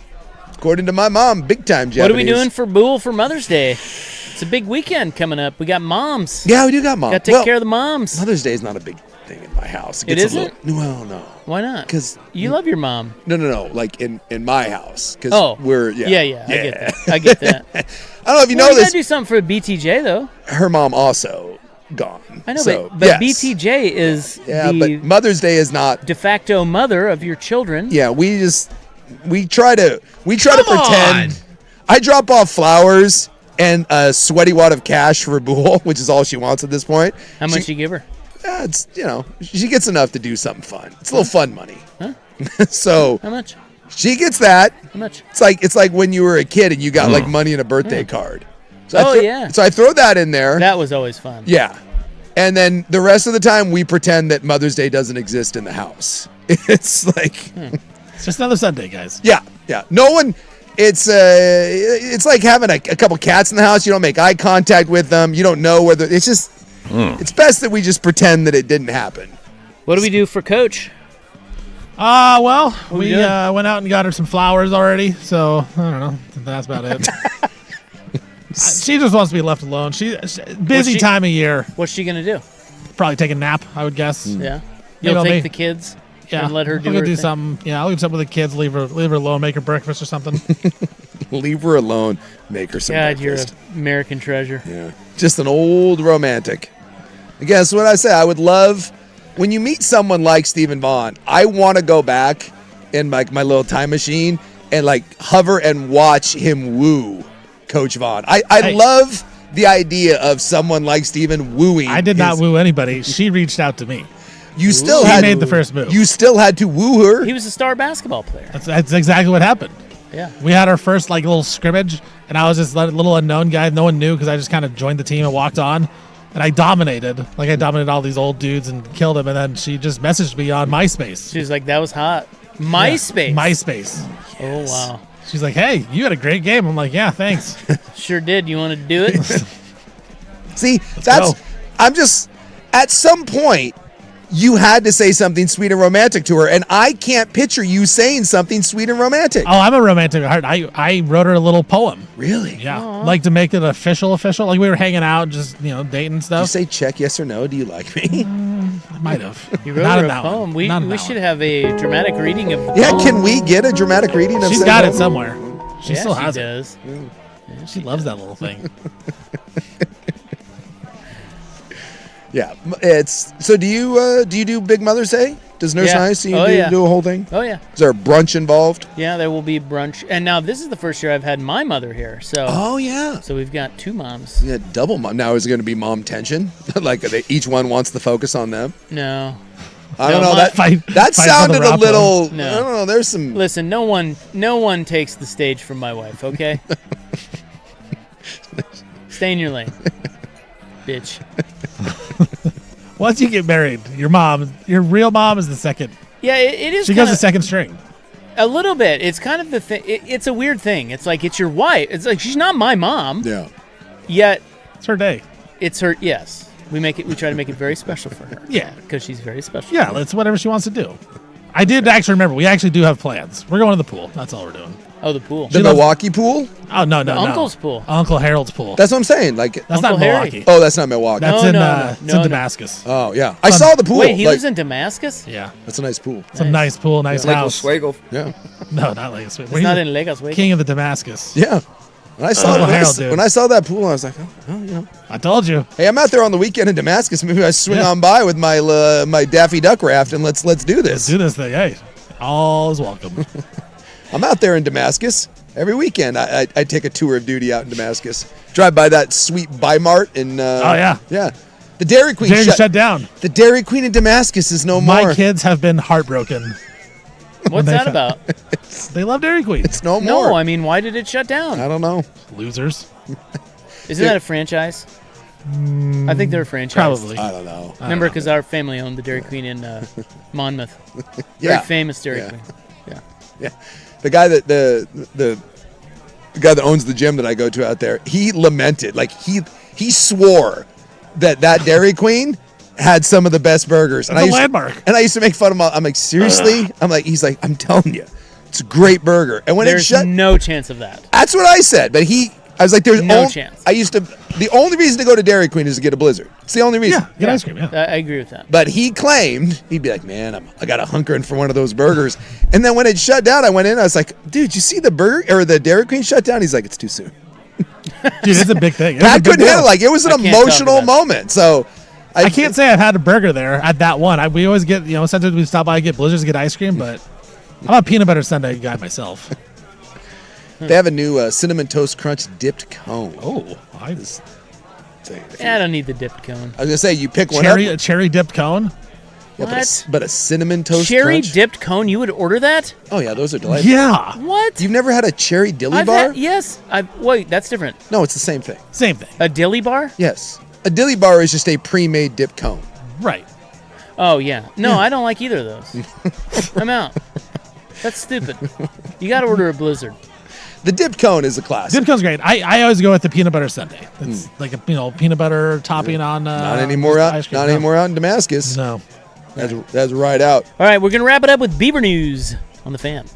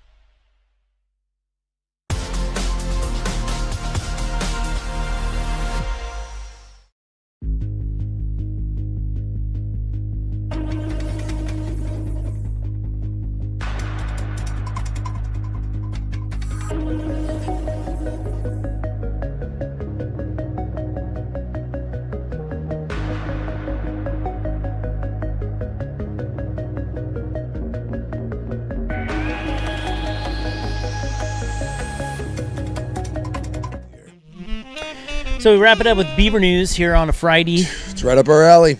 Easy, Tiger. Hot Beaver news. Yeah, well, this is it's kind of a wild story here. I know, right? It's a video, and it captures a beaver attacking a child. You know, we had an otter attack not too long ago, and that lady sued, and now we've got the beavers attacking. Yeah, you don't really hear about the beavers, you know. No. But, hey, wildlife's damage. popping off. You see that we had the first, in Montana, the first bear fatality in, 2 decades. Yeah. So, well, they don't know that. Well, they found the guy. Yeah, he got mauled. Yeah, but they don't really. I mean, they found his remains. Yeah. It's like, oh, wow, looks like a bear attack. I think they got a pretty good idea. Yeah. I'm just saying, the animals lately, they seem to be having enough of us. The animal uprising we've talked about for years. Well, yeah. Do you blame them? I don't blame them. No. I don't blame them at all. I'll tell you right now. We're encroaching on their territory. Anytime I see the animal attack, almost, I say 99% of the time, I'm like, yeah, that's your fault. And the animal's just out there doing animal things. Hey, the beaver's gonna beaver, man. That's right. Beaver's gonna beaver. Yeah, you can't be mad at it. So the unidentified 8-year-old boy was with his family at Lake Henry in the Continental Soldiers Park complex in Mahwah, New Jersey. This is a lake in New Jersey. It's a Guido beaver. Yeah, they're a street over there. Soprano beaver. Yeah, you don't mess around with the Jersey beavers, man. They stand on that business. So the beaver exited the lake and charged the boy. Yeah, and you see it. That beaver is coming to take a hunk out of that kid. Yeah. The child began to run away, but he tripped, just like in the movies. Got to be an athlete. Yeah, why is that? Why can no one ever run away and not fall? Well, they're freaking out. Well, the kid's 8, but, you know. He's kind of, I know he's kind of fat. He's kind of fat. Yeah. He didn't look 8. He looks 13. Well, don't judge that. That was me. When I was 8, I was shopping for some sweatpants in the Husky teen section. Don't judge. Yeah, but you wouldn't have tripped running away from a beaver. To be an athlete, stay on your feet. That's right. Yeah, would you have tripped running away from a beaver at 8? I hope not, but I don't. I had good coordination, but when you're a fat kid, like your balance is all off. You got those love handles and those up tops that are swinging. It's tough. So I didn't know beavers attacked people, but apparently it got him in his upper thigh. Yeah. And that's, you look at those beaver teeth. Dude, beavers are, I guess they're really territorial. Like, you don't mess with the dam. And my guess is... Yeah, they're right by the dam. Yeah, and that's my thing. Hey, there's a beaver dam. Hey, Tubbs, don't go over by the beaver dam. Tubbalicious. Yeah, where's the And mom? by the way, there's a little dog over there, too. Exactly. So they got the little schnitzel and the Kool-Aid man, junior Kool-Aid guy, running over to the beaver den. What's the beaver supposed to do? Beaver's like, dude, get the hell away. It's called poor parenting and dog owner. So it continued to attack him. Cell phone footage shared on Facebook shows the boy's relatives trying to get the child out of the water and away from the beaver just for the furious animal to continue to give chase. One of the relatives kicks the animal as the pet dog also joined the fray before someone managed to fling the beaver back into the water. Dude, I will tell you right now, it's a good huck. Like, they picked that thing up. He threw that flies. He threw that thing halfway across the river. I'm not going to lie. That's some Uncle Rico stuff. It's a pretty impressive, wasn't it the fat kid that threw the beaver, or was that somebody else? I thought it was someone else. I can't tell. Yeah, it was a relative. It was a relative. Okay. Dude, there's no way that little fat kid's throwing that beaver. But yeah, dude, he grabs that thing and he yeets it across the pond there. It's pretty good. If you're worried about the beaver... He popped up and swam. Yeah, the beaver's fine. He swam away with his little beaver feet. But, yeah, it's pretty wild. I just didn't know. I've never heard of a beaver attacking a human. Nor did I. But again, there's an easy way to not get attacked by a beaver. Don't mess with the beaver dam. Yeah, but how many people know that, though? Really? Yeah. Those are the same idiots that go to Yellowstone and try to pet a buffalo. Oh, I bet the buffalo's friendly. Oh, wait, it's mauling me. Just leave wildlife alone. Nah. We do this all the time. We see an animal out in the wild and we're like, oh, let's see how close we can get it. Oh, it's attacking me. Yeah, but You're a dumbass. This is a little different, though. I think with the beaver dam, because this looks like just a bundle of sticks. Just like a pile of sticks. And you don't see the beaver. The beaver comes out of nowhere. So they could easily just, one, not have even noticed that it was a beaver dam, and two, not have seen the beaver. Well, hey, you got what's coming to you. I bet you that little chunky kid, I bet you he's gonna mind his P's and Q's around beavers. It's good for you every now and then. That's a character thing. It's chicken. Growing up in Alaska, we got attacked by stuff from time to time. It's just, it happens. And you learn to respect Mother Nature. Would the beaver attack, would it be a bit like the goose attack where you're not really scared, but you're, you got to do something. Yeah, you got to I have said this a million times. I would much rather fight a human than I would an animal, because humans have predictable patterns, right? Like, you're similar size. I know what they're doing. I'm trained in that. That doesn't scare me. A human coming at me. Animals are unpredictable. They're just, the movements and everything. It's very unnatural, and they're trying to bite you. And it's just animal attacks. I'm very much panicked. Human attacks, fine, rock solid. Animal attacks, no way. Yeah, but in what I'm saying is an animal attack, in the pantheon of animal attacks, the beaver attack isn't, it's not like a bear's charging you. No, but it's still panicked. Have you ever seen what happens when a bee comes around? You lose, yes. For whatever reason, when an animal is attacking you, you turn into a hysterical, 10-year-old girl. Well, this is what I'm saying. I think that they fall into the goose category. Yeah. Where you're going to live, but it's panic. But you are panicked because you don't know what it's doing. Yeah. You don't know how to fight a goose. No. How do you fight a goose? Exactly. The beaver also had rabies, too, though. Yeah, they did say it did have rabies. They actually. It did have so the rabies. kids got to get the rabies shots. Yeah. Yeah. All right. Well, now I feel kind of bad because it's. Why? Well, I don't want. No, you don't. I do. You remember Cujo? Dude, I want Chunky Monkey to get rabies. That sucks. I do remember. Can you imagine Cujo. a kid having rabies? Well, you die. Oh. Like, you have to get the shots immediately. Yeah, rabies is it's fatal. There's rabid beavers out there? Yeah. Careful, guys. Would you rather have hantavirus or rabies? Well, I think rabies because you get it treated right away. But I think rabies is 100% fatal. Like, if you don't treat it, you're dead. Or would you take your chances with a rattlesnake bite on the ankle? I hate to say it, but I think I'd take the rattlesnake bite. Hey, happy Mother's Day to all you moms out there. Take good care of those ladies this weekend, guys. We're back Monday, 3 to 7 on The Fan. Good night.